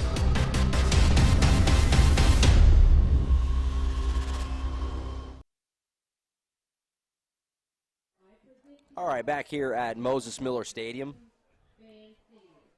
where it's Newcastle Racers 24, Classen SAS Comets 6 at the half here at Moses Miller Stadium. You know, I mean, they're up 18, Billy. Obviously, not. You're never going to complain about being up 18, but it did feel like it was a little sloppy for Newcastle. It wasn't perfect by any stretch. I mean, they, had some empty possessions. They gave up that big touchdown, some tough penalty. I mean, they're up 18. They're doing fine, but a little, like I said, I think sloppy. A little sloppy in some areas. I think it was too. When they started out, of course, they got it right off a fumble. They had short field most of the half. But it just seemed like they got a little unfocused, I would say, about the second quarter. It just seemed like the passes were off a little bit. The linebackers were getting to Burt. It just seemed like things were just a little askew. And so I'm hoping that they'll address those at halftime, see what they can do with that. But you're right. And that's all it takes. I mean, if they come out and they have that same sloppiness, that Classen is going to come out and they still want to fight. I mean, they want to win this game. They're building a program. They want to show people they deserve to be here, which they do. Yeah. And so I think Newcastle is going to have to come out, get some of that precision back, get some of that focus back so that they can come out and they can play their game instead of just answering kind of what they're seeing from Classen. Definitely. So we'll see what happens in the second half. We've seen Newcastle come out after halftime and look like a different team before. And again, not that I'm trying to paint a picture. I mean, they're up 18 points on the road. Right, but, yeah. there's been some areas to button things up. It hasn't been quite as crisp as we've seen the last couple of weeks, which was a high bar after a couple of really good performances against Bridge Creek and Hara. But we'll see what happens in the second half. 24-6, Racers after 2 quarters. So Billy and I will step aside. They got some senior night festivities here at Classen. We'll let you guys see that. The bands are going to perform, and then when that's done, Billy and I will rejoin you. We'll give you a few scores from around the state, and we'll preview the second half, and we'll obviously have the second half kick for you, and we'll get things rolling as the Racers lead the Comets by 18 after 2 quarters. So step aside. Don't go anywhere.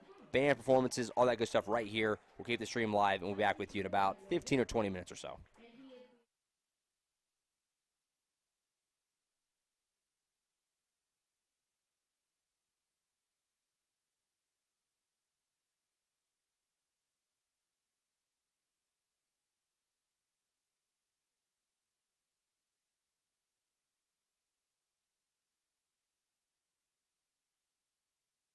Demos with his friends and officially releasing them throughout the years. His plans for the future are to go to college for 4 years and to be releasing his music for many years to come. Next we have Nathan Snyder. Nathan is a band major, and he has been escorted by his mom and grandpa, Brandy and Brad Snyder. He has participated in soccer 1 year and baseball 1 year. He is also part of the esports for 2 years and band for 4. His favorite memory for high school is wearing sweatpants to the prom. His plans for the future is going to OCCC for an associate in music education and then pursuing a master's degree at OU or OCU. Next we have is our true seniors, Pollyanna West. Pollyanna is a strings major, and she is being escorted by her dad, Kenneth West. She has participated in sports volleyball for 4 years and cheer for 2 years. Pollyanna is also a member of the BSU for 4 years. She's also part of the member of the Orchestra Student Council for 3 years, a member of the Hoselle for 3 years, and her favorite memory of high school is being crowned homecoming queen at the football game, and it felt like a scene from a movie. Plans for her future are to play volleyball in college, where she can become a registered nurse to become an OBGYN. We next have the cross-country singers. We are having Adrian Gray. Adrian is being escorted by his mom and dad, Kylie Paxton, and he is a band major. He has participated in cross-country for 3 years and basketball for 4 years. He has participated in the clubs yoga and NHS for 2 years. His favorite high school memory is making it to state in basketball and cross-country for the first time. His plans for the future is to run track in college. Next we have Aiden Kirkpatrick. Aiden is being escorted by his mother, Jennifer Castillo, and he is an IB major. He has participated in the sports cross-country and track for 4 years. He's also a member of the Fireballs for 4 years. His favorite memory in high school is qualifying for state and cross-country for the first time in school history in his junior year. His plans for the future is to run cross-country and track in college while studying to become an athletic trainer. Next we have Mason Fair. Mason is being escorted by his mother and father, Sherry Fair and Bryce Fair. He has participated in the school clubs and he has participated in the sport tennis for 4 years, cross country for 4 years, basketball for 1 year, baseball for 1 year, NHS for 4 years, and his favorite memory was going to the tennis state tournament. His plans for the future is college tennis somewhere. Please give a huge round of applause to all our seniors this evening. Thanks for coming. Please enjoy the second half of our game.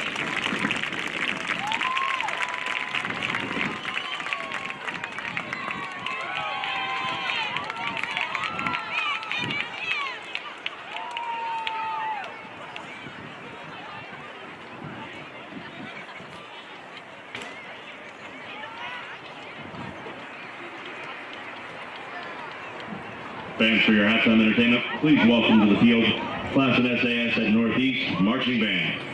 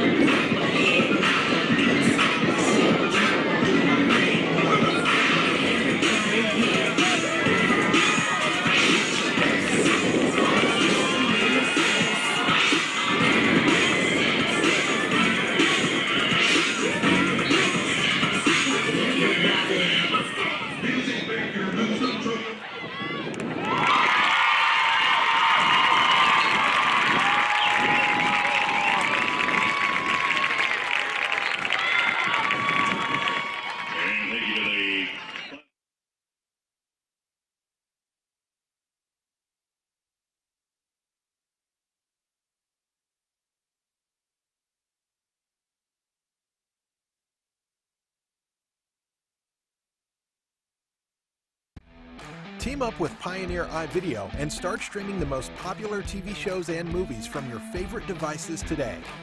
Download the iVideo app and start watching anywhere in your home using Pioneer Internet.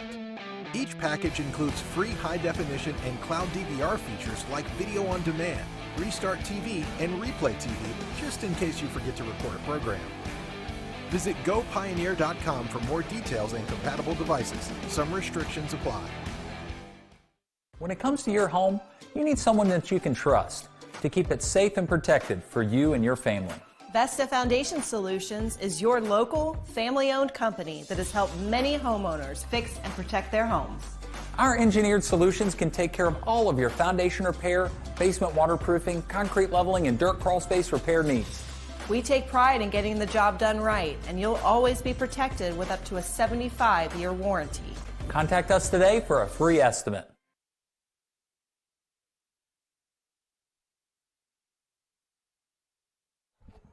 All right, back with you at Moses Miller Stadium. Just about ready to start the third quarter of action. Get a few scores for you as we get ready to get this going. Bethany all over Hare right now, 34-0. Tuttle all over Tecumseh, 26-0 there. And then keep the theme going, 34-0 Blanchard on top of Bridge Creek. So the top four in the district all doing what they do, all taking care of business. All right now, if the scores hold up as they currently are, would be banking a win and a plus 15 on their point differential. So that's what we're looking at right now. Still a little ways to go, and like we've reiterated many times, you want to make sure that you win these games by 15 plus if you can, because at the end of the day, point differential can be a difference maker for you. So that's right. We'll see if all the teams are able to do that. But right now, the top four in the district all taking care of business. So as we get ready to start the second half, Billy, what's the last second, I guess, key here for Newcastle to button some things up and have a good second half? Well, I think just get back to what they were doing, how they started off the game, how they played the last couple of weeks. Stop just kind of focusing on other things. Keep it in together. Focus on what they can do better, more precise this half. So we're just about ready. Didn't catch much of the band performance. I was kind of away from it. It sounded great, though. Yeah, it sounded real good. I didn't see much of it. I was down underneath. I was excited. They did Batman, and then I think they did Raiders of the Lost Ark. So all right, well, I'm on board with that. That's right. So that's some entertainment.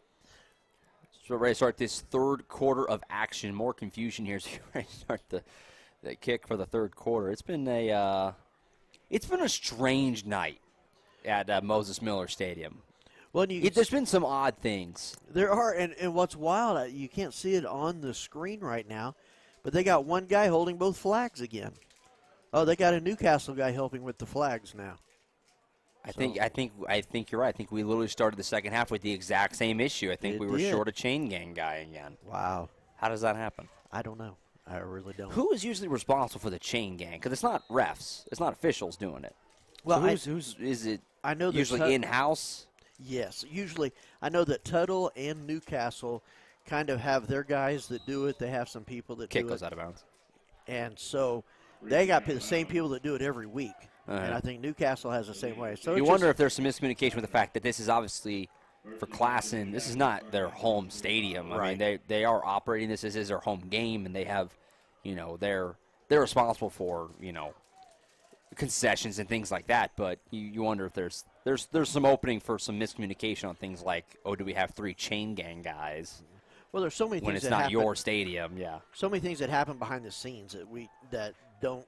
It's really underappreciated, about, so. to put on even just a high school football game. Really, it takes a lot of people.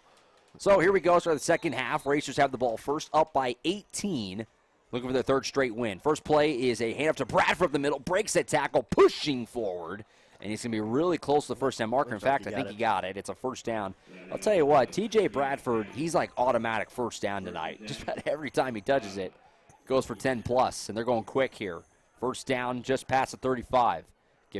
Fake it to him. Bird will keep it this time. Goes up the right side. It's going to be a first down and then some. Pushing forward, first down. Racers on the move into Comets territory. And it looks like they're trying to set a precedent that they're going to keep running. They're going to run and make you stop it. I think that's a smart play. It's been heavy run game tonight for Newcastle. And I don't know. I think once, maybe twice, they've stopped the run for no gain. or a loss. So 1st and 10 up at the 42-yard line. Racers marching on this first drive of the second half. We mentioned it was a little sloppy, not awful, but a little sloppy first half. You felt like they were going to come out with some aggression to try and make a statement here. And a short run there for Bradford goes for about 2. Thank our third quarter sponsor as we get going, Chasing Ellie Boutique. They have so many amazing gifts. They offer free gift wrapping too. Chasing Ellie Boutique now with 2 locations. Check them out in Newcastle at 2191 North Main. And make sure to check out their latest fashions on their Facebook page, Chasing Ellie Boutique. I actually drove by, not the Newcastle location, but the other location the other day, and I thought, hey, friends of the program, Chasing Ellie Boutique. 2nd down and 8. Hand off to Bolser up the middle, pushing forward inside the 35, and got a flag here. See what that is. Yeah, I'm hoping it's not holding, but it was put in there around a lot of linemen. So we'll see what the call is. That's a good run. I like how they switched out the running backs. Came back with a guy a little bit bigger. It is a hold. It is.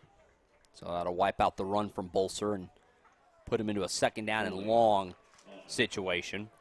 Now it looks like it's going to make it about a 2nd down and 12 or 13. So it happened way downfield. So yeah, about 13 it looks like is where this is going to be set up. As the clock just runs right through this entire stoppage. It's been, like we said, it's been a bit of an odd night. The official, nothing more funny than the official signaling to run the clock when it was already running for the last 30 seconds. Fake the handoff. Burt keeps it, pushing forward. He'll get a good run, about 4 or 5 yards. Wasn't a whole lot there, but he did a good job to make something of it. Makes it 3rd and long. And I heard that they'd been working on their fake handoffs and their fakes this week to sell it a little bit better, and it looks like they're doing a real good job of it tonight. And that was a strong run by Bird. He hit a linebacker and drove him backwards. So good, strong run by him.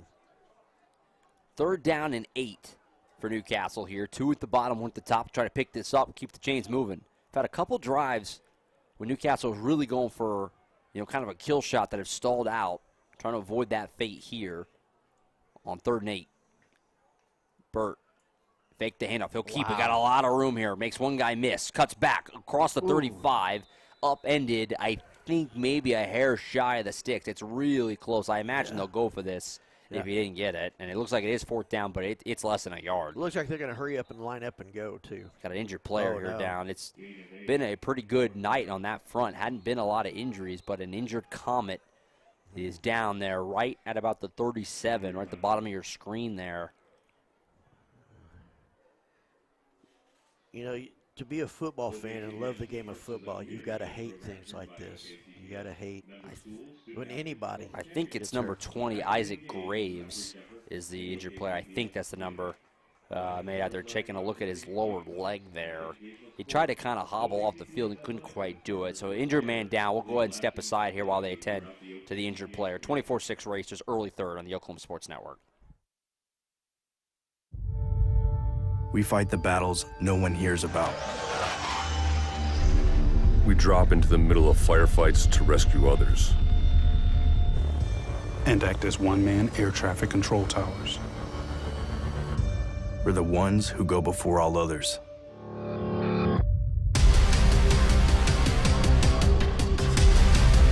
Join the fight.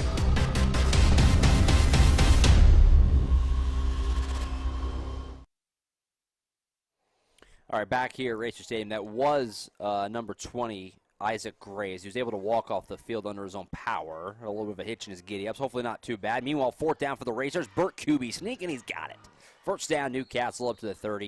And that's exactly what we said, which, I mean, when they get to 4th down in short, it's an automatic go for it, and they're usually going to pick it up. That's right. You got just those big linemen right up front.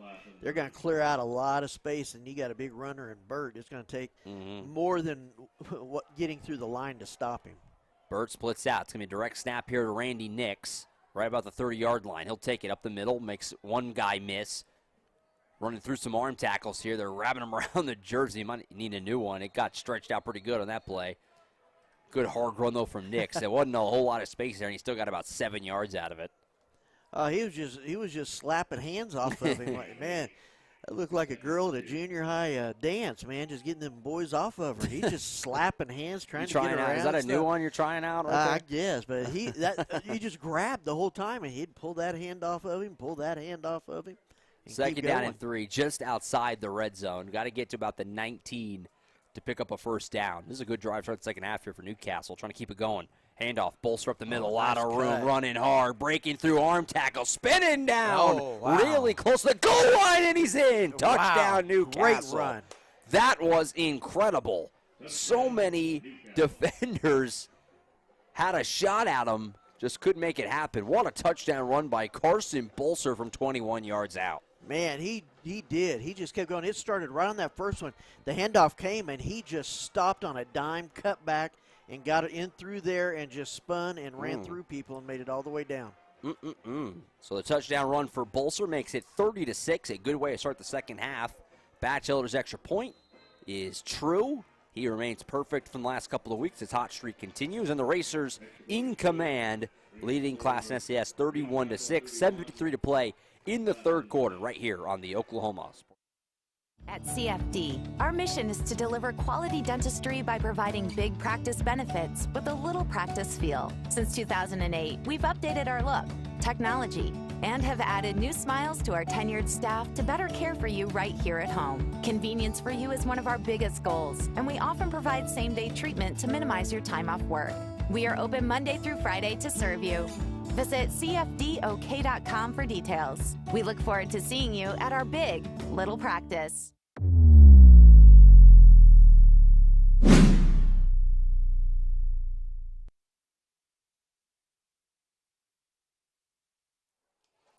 All right, back here at Racer Stadium, 31-6, Newcastle in front as we open up the second half. Racers went right down and scored, punched in, a really good way to open up things and see if the defense can keep it going. But, I mean, you got to like that first drive, obviously. I mean, it ran it right down the field, get yourself some more points, pad that lead out a little bit.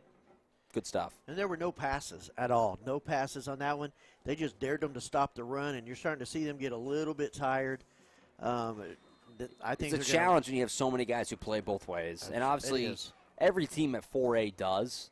As Batchelder's kick will go into the end zone. That was nicely done. The touchback. Every team in 4A has guys who play both ways. Newcastle has a lot of them as well. But these teams that are lower roster, and Classen SAS is certainly in that category.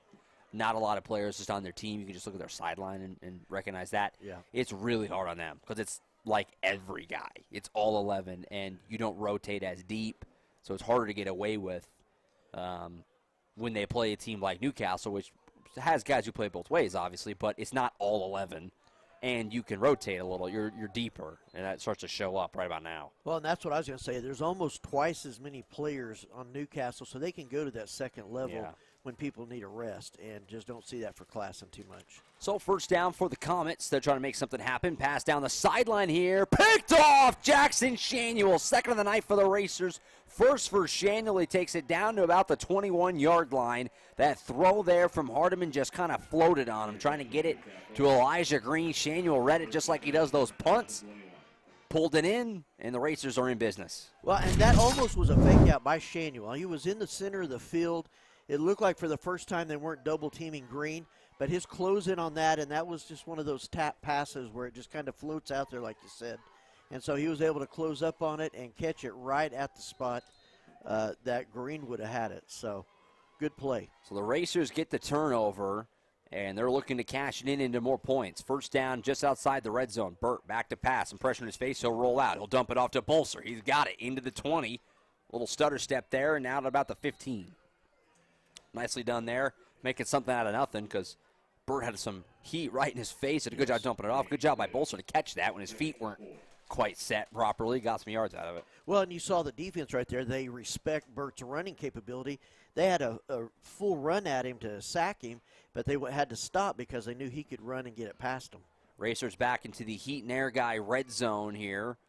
Looking to capitalize with some more points. Got off to a really fast start to this game. Looking to do the same to the second half. Handoff with the middle here. Bolser. Not a whole lot there. Pretty well read by the Comets. Couple of guys in there. Number 7, Aaron Underwood, as well as number 52, Israel Choku. It's teaming up for that tackle there. So now you're looking at that third short. dreaded 3rd and 1. We'll see what they do. Yeah. They make this on a quarterback sneak, so they could probably use this down and do something. 3rd down and 1. Burt in the shotgun. Bolser with him. He'll hand it off to Bolser.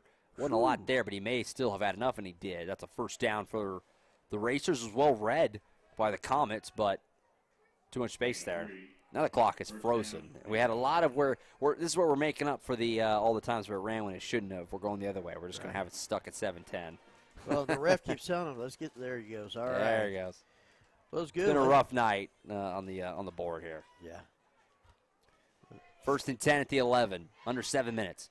Burt fake the handoff. He'll fire out in the flat. It's caught. This is Randy Nix going for the pylon, pushing forward. He leaps his way in. Touchdown, Newcastle. That was a great play. The big man went airborne there. He did. That was impressive. He dove like he was a wide receiver and actually had some airtime. He's doing the long jump. So it was. It was a great job. Jumped right into 2 defenders, but they were in the end zone. So touchdown, Newcastle. So Burt dumps off to Nix. He tacks it in. It's his 2nd touchdown of the night. 1 rushing, 1 receiving. And the Racers lead goes up to 31. Extra point on the way from Toby Batchelder is blocked. So a blocked extra point there. Coming right through the middle was Jalen Tor, who had the long touchdown catch earlier. He just came free right up the middle and swatted that thing like Mutombo. And it will be a blocked extra point, but it's still a 31-point lead for the Racers. 37-6 with 6:51 to play in the 3rd on the Oklahoma Sports Network. Sidelined by surgery, illness, injury? Valor Physical Therapy can help. At Valor PT, our skilled therapists create a rehabilitation program individualized for you, with education and encouragement each step of the way. Whether it's sports or the activities of life, let Valor get you back in the game. Start now at 405-265-6449. No referral needed. Mention Oklahoma Sports Network and get a free t-shirt at your first appointment.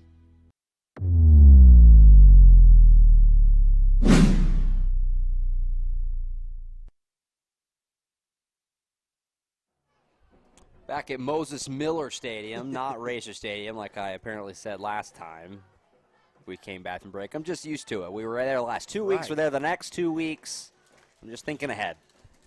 Newcastle on top 37-6 here in Oklahoma City, on top of the Classen SAS Comets. Well on their way to what looks to be their 3rd really big win in a row as Batchelder's kickoff goes into the end zone. It'll be a touchback. Wow, that was just a strong kick. We've seen a couple of those. You'd expect those in the first half. Looks like he's kicking it farther in the second half. That one bounced out the back. So 6:51 to play in the 3rd, and Hardeman and the Comets will get it back. Racers back home next week, a big matchup. It's a fun one. You know it. If you're a Racer fan, you know what's next Friday. The Tuttle Tigers come to town.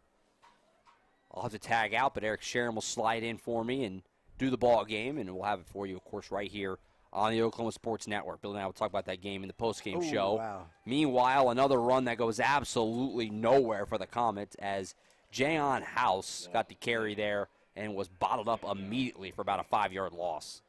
Yeah, it looks like it was Big Nix that got back there and almost took the handoff from him and tackled him. He was right on him there. immediately. Yes. I'm not even sure he knew where it came from. 6-yard loss, what it's called on the board. 2nd down and 16. Looks like more about 5 yards, though. Yeah. As we near the midway point of the 3rd quarter, fake there. No, it is given off here. This is wow. right up the middle and a lot of room. This is Caleb Freeland, and he's going to go all the way. Out of nowhere, Caleb Freeland goes 84 yards to the house. Touchdown, Comets. Wow. Where did that come from? And that was just like that. That doesn't normally happen. No. In fact, that was right through the middle of the team. I mean, they've had such a hard time running the ball tonight to all of a sudden rip off an 80-plus yarder. Man. I'm a little shell-shocked by that. There was just nobody back. He just took off. It's just puzzling. It was almost like they didn't expect him to run. And we talked about that in the pregame. But that was pretty surprising as they line up for 2. So a massive touchdown run there for Caleb Freeland, 84 yards unofficially. A huge run, and it's 37-12, and they're going to go for 2 here. Hardeman Gives it off. Pushing forward, this is House, and he's not going to get there. As Jayon House is bottled up, so they fail the two-pointer again. But with 5:59 to play in the third, the Comets get the long touchdown and, wow. get it down to it's still a 25-point game, but big score there for the Comets.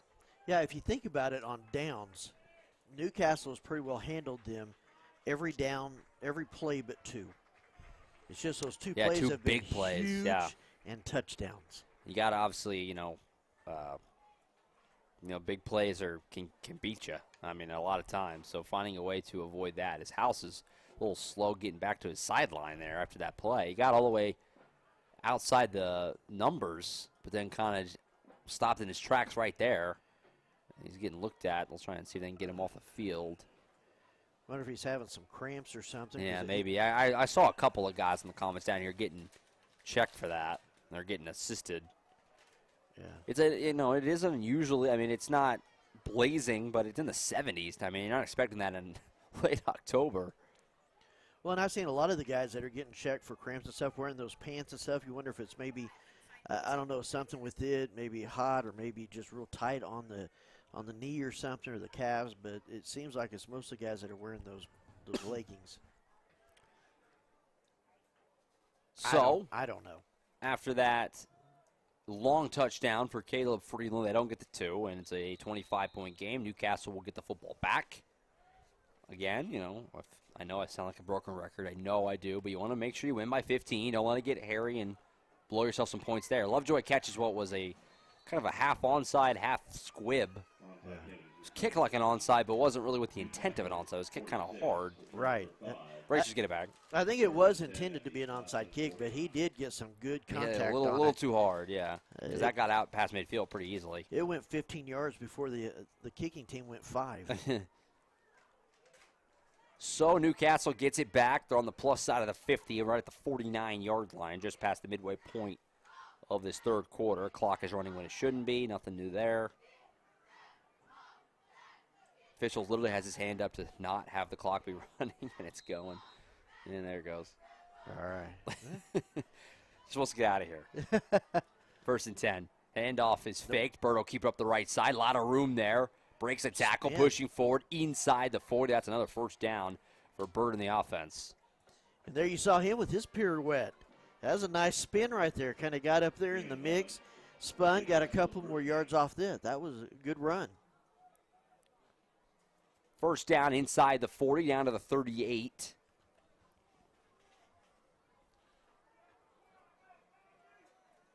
Burt in the shotgun, Bradford next to him. Ooh.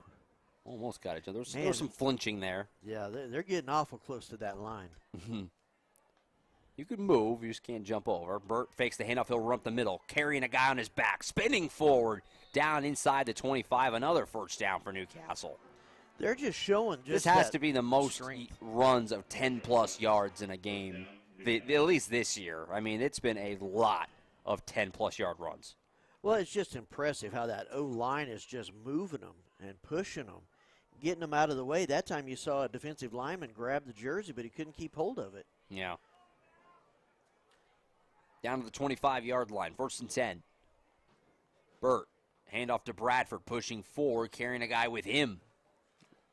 Tell you what, Bradford's not the biggest guy, just a freshman, but he's clearly strong. He has really run through some arm tackles and carried some guys for extra yards tonight. Into the red zone, the heat and air guy red zone, as Newcastle knock on the door again for more points. Getting up right here quick. Second down and about 4. Handoff is fake to Bradford. Burrow keep it, and this time well read by the Comets. Give him credit on that one. They were all over it, and Burrow's going to lose a couple. Yeah, that was, that's that run option. He could have handed it off. They had 4 guys there, and like I said last time, did a good job of just not showing their hands, staying put, and then when he didn't hand it off, they were there to tackle Burt. So third down and 6 here it's going to be for Newcastle with 3:30 to go in the third.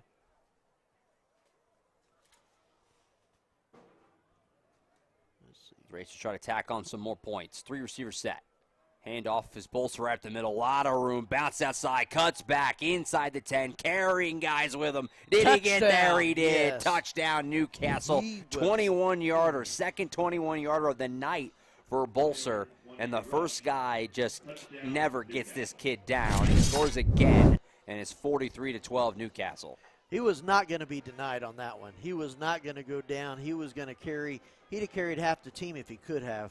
And so I think that you just saw his strength right there that goes along with his speed. So great run. So another touchdown for Bolser. Another 20-plus yarder for Bolser.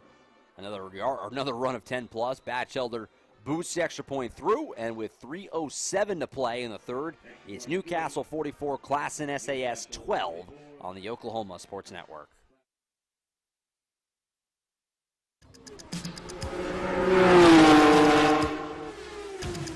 It's no secret that life is busy and you have a million things on your to-do list. Here at Community Bank of Oklahoma, we've made banking simple again. We can help you get to the important things in life, like the big game tonight.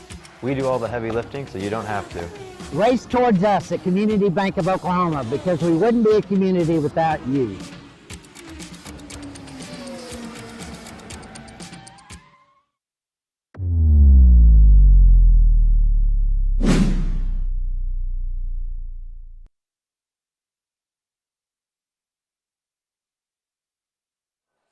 Back here at Moses Miller Stadium, 3:07 to play in the third quarter.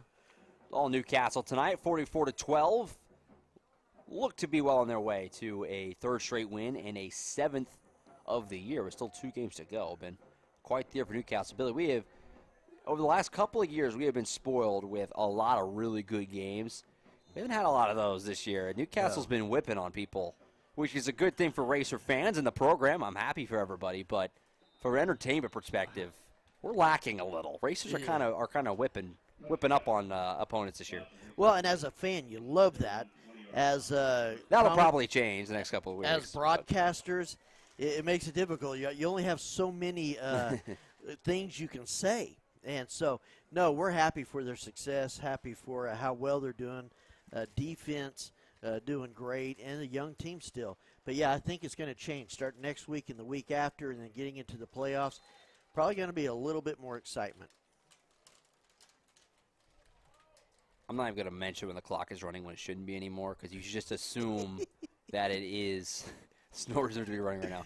Fake the handoff. He'll roll out. This is Hardiman, and a good run here for Hardiman on the QB keeper. He almost got the first down right there. It was about a 9-yard get, and it'll be second down and short coming up. Yeah, they're going to have to adjust to that on defense. They're taking them out of their pass protection and making them have to guard the run. Interested to see where this Classen team goes in the years moving forward. Obviously, just a freshman quarterback, first-year head coach, only the 4th year as a program. You know, I'm curious to see what they can develop into as they go. How quickly they can get up to what they hope to be. Competitive status. Run here for first down for Freeland. As I mentioned, this team didn't win any games 2 years ago. Right. Won 1 game last year. They have 2 wins under their belt so far this year. Have probably a shot at another one next week at Hera. We'll see how that game goes. We'll keep an eye on that next Friday night. Well, and I'd love to see what this team's going to look like here in about 3 years. Exactly. You know, freshman quarterback's now a senior quarterback. You know, just people they bring in. So, first down run here for House. Good to see him back out there. If he was kind of hobbled off after that 2-point fail. Goes for about 4 yards. Second down coming up. Under 90 seconds to go in the third. What you're seeing a little bit different this half that we didn't see last half, Classen is getting in front of the sticks. You're looking at second down, and the board says 6. Well, they've kind of abandoned that whole drop-back pass thing. We haven't seen that at all in the third quarter. Hardman was really getting killed back there. Well, and that's smart. If you'll notice, Newcastle was playing a 34 or 33. So they're having a real difficult time stopping the run up front. Second down and 6. Hardiman will throw out in the flat. This is backwards, I'm pretty sure. It'll go out of bounds. And, yeah, that was backwards. Wow. They're going to lose all that yards. So just as you're saying, they stand ahead of the chains. Yeah, that a big loss there. It sets up a third down and a lot. And if you guys can remember, if you're with us long ago, this game began with a backwards pass that went incomplete. Bradford dove on it. Really kind of set the tone for the whole night right there. Right. Set the Racers up, punch it in, and haven't looked back. And I think if Bradford would have realized that was a backwards pass, he'd have jumped on it too. Mm-hmm. A couple of racers were chasing after it, just couldn't quite get there Yeah. in time for it. Got to the sideline. Third down and a lot. Third and about 15, looks like. Might be the final play of the quarter. Hardiman back to pass. Pressure on him. Man gets tripped up, chased him. Hardiman's going to let it fly down the sideline there, looking for Tor, and he couldn't quite get it to him. Incomplete with 4 seconds, so we'll have one more snap in this third. Well, and I'm glad that they got up. You had two racers run into each other back in the backfield, and one of them was a little slow to get up. Yeah, Randy Nix has got a little bit of a hobble there, you can see.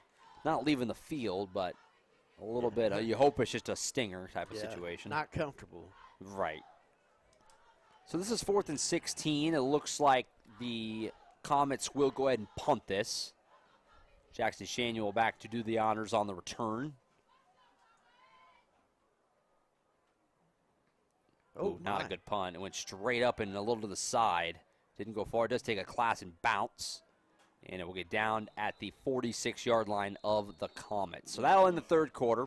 Racers 44, Comets 12 after 3. Fourth quarter up next right here on the Oklahoma Sports Network. We come from different backgrounds with diverse interests and unique learning styles. Finding classes that fit your individual needs isn't a challenge at Cameron University. A small campus and dedicated faculty ensures there's always someone close by to guide you on your journey.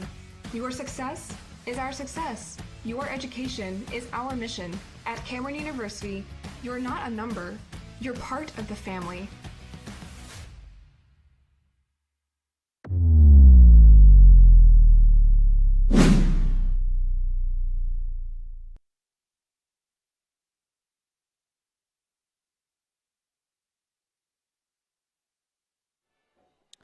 All right, back at Moses Miller Stadium, ready for the fourth and final quarter of this one. Josh Calloway, Billy Collier, Carson Wade on the production. Uriah Martinez up top running the camera.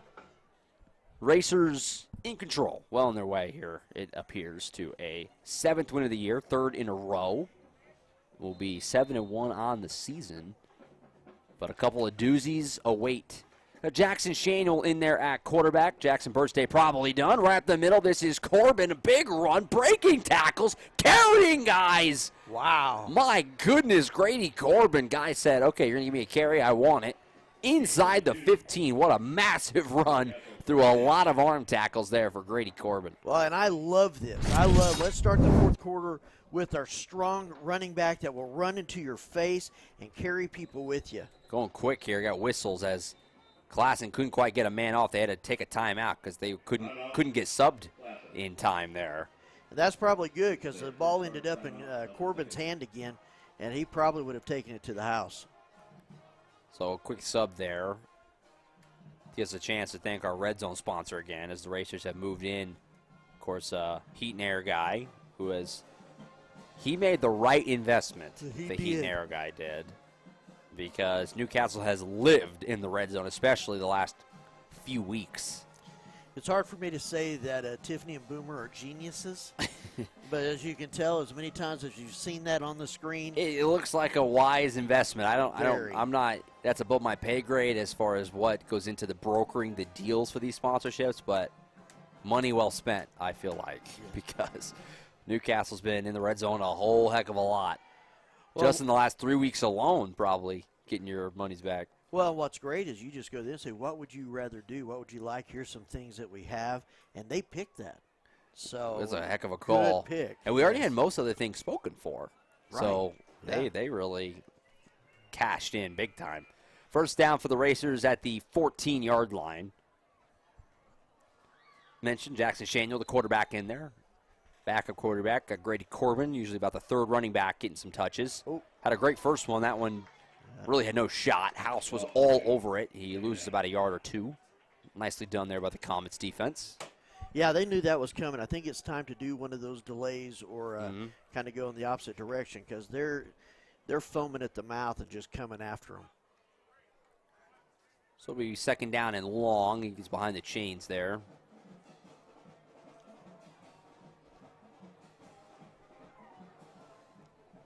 Shanuel takes the snap. He'll get to fire one. He's going to fire deep, looking for a man down there. He's got Heskew. Oh, what a catch. Touchdown, Great Rex catch. Heskew on a beautiful ball from Shanuel right in the back of the end zone. Man. Racers hit the 50-burger mark. That was a gorgeous pass by Shanuel, just perfectly laid into the basket. The defender had no chance at getting at it. And if you're wanting to be a receiver in high school or college, he caught it with the hands and then got it away from the defender. That's a great catch. Very nice throw by Shanuel as well. Put it right at the back of the end zone. Heskew tracked it the whole way, pulled it in, and Newcastle, like I said, hits the 50-burger spot. Batchelder still has not missed a kick in 2 weeks, and it's 51-12 Racers with 10:32 to play. All Newcastle on the Oklahoma Sports Network. Coast Technology Group is your full IT managed service provider, utilizing simple, reliable technology for your home and business. Remote monitoring and management, network infrastructure, and cybersecurity, all with 24/7, 365-day live support. When you partner with CTG, you get the 150 years combined experience of our experts, helping your business grow while keeping your systems secure.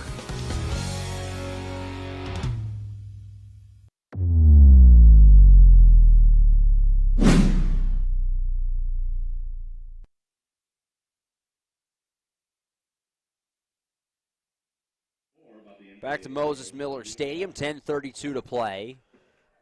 Newcastle leads Classen SAS 51-12. Looking like they're well on their way to a 7-1 mark and a 4-1 mark in district play. And it does look like they got their attention at halftime. They've come out. They've looked a lot more crisp. Yeah, you gave that long run, obviously there to number 2 Caleb Freeland. But other than that, I mean, it's been complete domination. That was just one kind of bust that resulted in the big touchdown. Otherwise, all Racers in the second half. Underwood on the return here, and he's losing yards. Still losing yards inside the 15, and eventually he's bottled up. He lost about 10 yards of zigzagging. Yeah, he ran 30 yards. He just didn't get credit for him. In fact, yeah, the opposite. He lost 10. And I really got to give it to Bolzer right there, where he got a lot of distance and yardage last time as he was able to get the corner and turn up. And you saw Bolzer right there, number 17. He cut off that side, so he had to slow down, let the other defenders catch up with him and bring him down. So good correction, good adjustment on that. So, comments will set up. Clock is, of course, running for no reason. But we'll take it. We're fine. I mean, we're chilling. We're hanging out. Yeah. Hardeman on the keeper. He won't get much. He'll get just a couple of yards. You know, if there was ever a night for the game to run a little long, at least for me, this would be it, because I'm only about 15 minutes from home. That's right. Where it's tough is when we're like 2 hours away. Yeah. Thankfully, the realigned districts eliminated some of the. We don't have any Caches on there or any Weatherfords on there, or even Elgin. Most of the Clinton, most of them are actually a lot closer now. So I kind of like that part of it. Hardman handoff, and he is smacked. This is House up the middle. He had nowhere to go. Yeah. That was a couple of guys in there. I saw Nix among them. Yeah, Jaron Barker. Jaron Barker came in from that left side of the defense, right side of the offense, and was just right there to grab him. He could not run much farther with him on his back. Be a third down, about 9 coming up here for the Comets. Don't go anywhere at the conclusion of the ball game. Of course, Billy and I will wrap it all up here from OKC, and we'll look ahead to next Friday, the Racers and the Tuttle Tigers. That's a false start, a little of a delayed call. Nice bobbling act catch by Bradford anyway. Right. That was entertaining. Hate that it came back, but that was entertaining. Racers and the Tuttle Tigers next Friday. Looking forward to that. Eric Sharon will be on the call. I'll do my best. I don't know what time we're going to get into Ames, Iowa next week, but I'll try and tune in for as much as I can next Friday night. You know I will. Yes, but we're going to miss you. Yeah, I highly respect First game, Eric. I mean, since I started, the first one I'm missing. It's going to be tough. I know. It's going to be weird. No offense, Eric. No offense.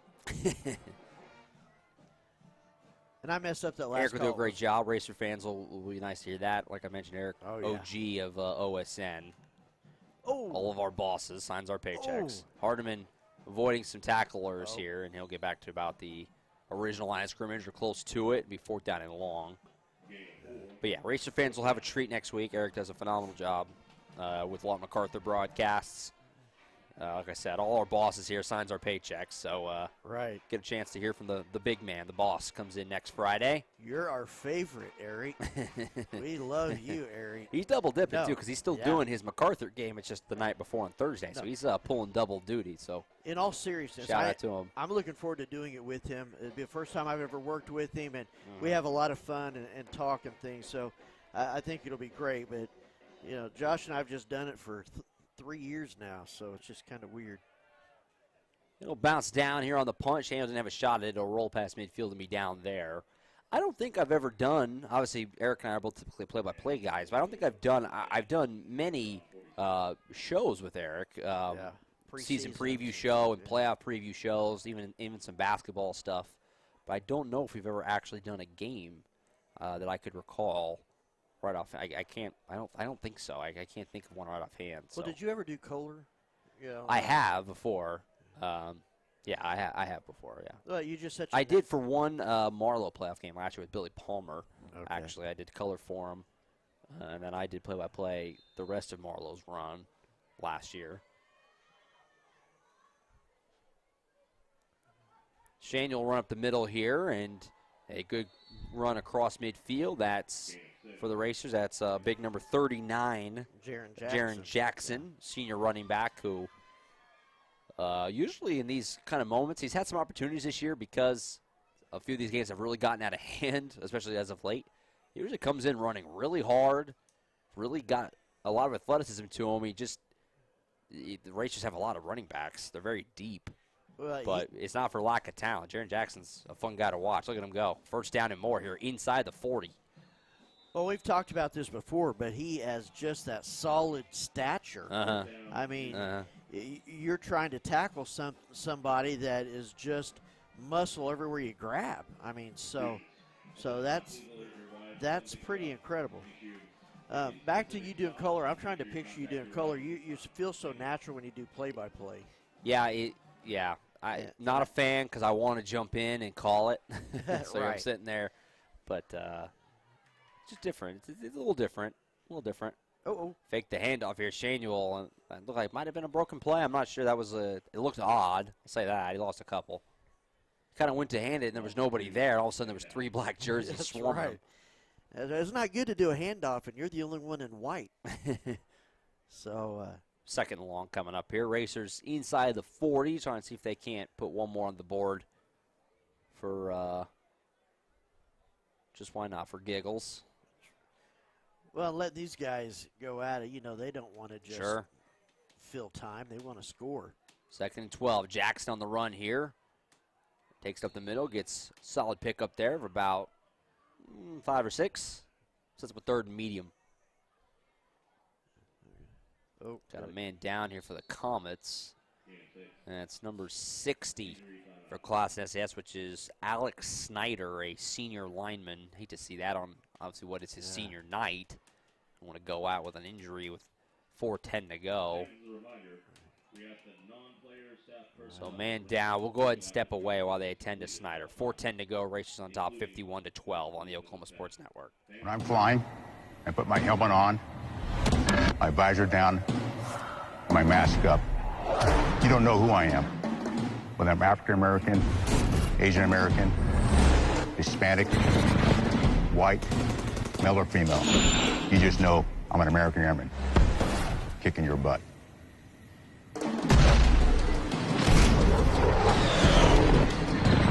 I'm General C.Q. Brown Jr. Come join us. Team up with Pioneer iVideo and start streaming the most popular TV shows and movies from your favorite devices today. Download the iVideo app and start watching anywhere in your home using Pioneer Internet.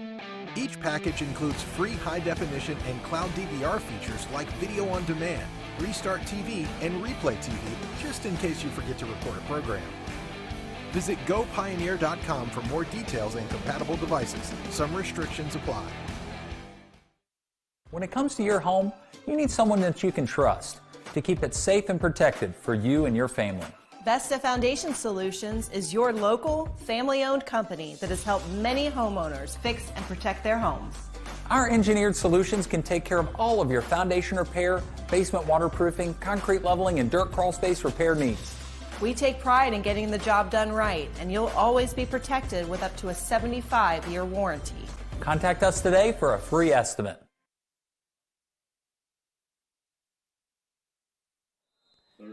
Moses Miller Stadium. They got Snyder off the field. He walked off under his own power. Good to see. So here's third down. Shaniel keeps it for the Racers. He'll push forward. This is going to be another first down for Newcastle. Jackson Shaniel on the keeper. And a first down for the Racers as they push forward, trying to get some more points on the board as we're under 4 minutes to play in OKC. Yeah, I think it's looking pretty good. Oh, now you're going to see, it looks like Longman coming in to be the quarterback. You are correct. Shaniel comes off, and the youngster, freshman Caden Longman, who has gotten some run the last couple of weeks in these Racer games that have been pretty, comfortable wins. And I'll tell you what, this young kid is fun to watch, really athletic. He can get out in space and make things happen. And right away, here he goes, bouncing outside. Got some speed to him, lowers the shoulder, and he'll get into the red zone. Go ahead and get Heat and Air guy back going. Why not? Punch him in there. There they are. Yeah, that's a good run. What you're going to see with Longman is he is fast. He's a lot. I would compare him to like Bradford. He's a little bit smaller than Shanuel and Burt, so you kind of lose him. But he runs a lot like Bolster, gets that speed to the edge, and you see him running. Yeah. Now they're going to counter it with that power there of Jackson. 2nd and 6. Jackson, the running back, like you said, back there with Longman to run up the middle, and he's going to push forward. That's another first down for the Racers inside the 15. Yeah, you're certainly, if you're a Racers fan, you're not wishing away any of the current players by any means. You have a lot of really good guys. But the anticipation for what Caden Longman and T.J. Bradford, a couple of freshmen, that feels electric and fun in a couple of years or so, because some read options with those two guys is going to be fun to watch. Well, and that's the difference that we talked about earlier between Classen and Newcastle, is having those guys. Right. First down. Longman will keep it. Bounces outside, and he is wrapped up. Combs did a good job swarming to him that time as we run underneath 2 minutes to go in OKC and at Moses Miller Stadium. Appreciate Classen for helping us get set up and everything. I know it's got to be kind of challenging for them when you're hosting games that aren't actually your stadium, but I talked to Coach Marinko earlier this week. He did a good job getting us set up over here, getting us a space and all that, so appreciate him and Classen for having us.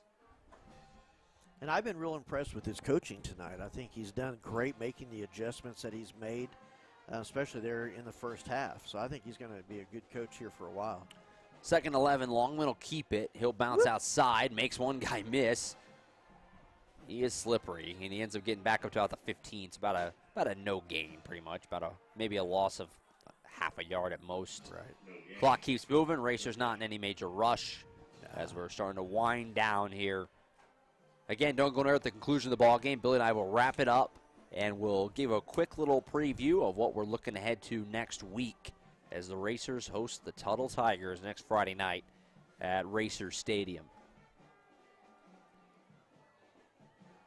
Got to snap it one more time.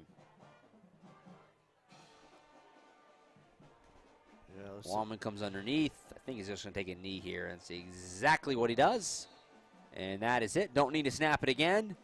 And that is your ball game. Players will come off, and the Newcastle Racers, ladies and gentlemen, are 7-1. Wow. 4-1 in district play, a point differential of plus 45 after tonight's win.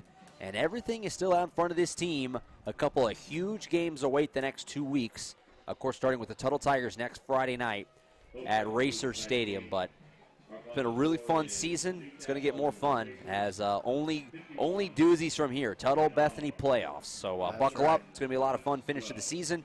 Racers dominate their way to a win, 51-12. We'll take a timeout. We'll come back. Billy and I will wrap it all up from Moses Miller Stadium. Don't go anywhere, right here on the Oklahoma Sports Network.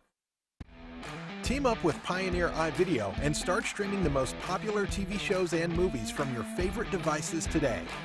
Download the iVideo app and start watching anywhere in your home using Pioneer Internet. Each package includes free high-definition and cloud DVR features like video on demand, Restart TV, and Replay TV, just in case you forget to record a program. Visit gopioneer.com for more details and compatible devices. Some restrictions apply. When it comes to your home, you need someone that you can trust to keep it safe and protected for you and your family. Vesta Foundation Solutions is your local, family-owned company that has helped many homeowners fix and protect their homes. Our engineered solutions can take care of all of your foundation repair, basement waterproofing, concrete leveling, and dirt crawl space repair needs. We take pride in getting the job done right, and you'll always be protected with up to a 75-year warranty. Contact us today for a free estimate. We fight the battles no one hears about. We drop into the middle of firefights to rescue others. And act as one-man air traffic control towers. We're the ones who go before all others.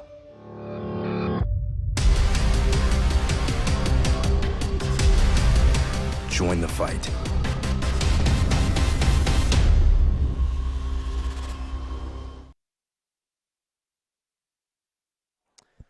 Back at Moses Miller Stadium, wrapping things up. Racers dominate their way to a 51-12 win tonight over the Comets.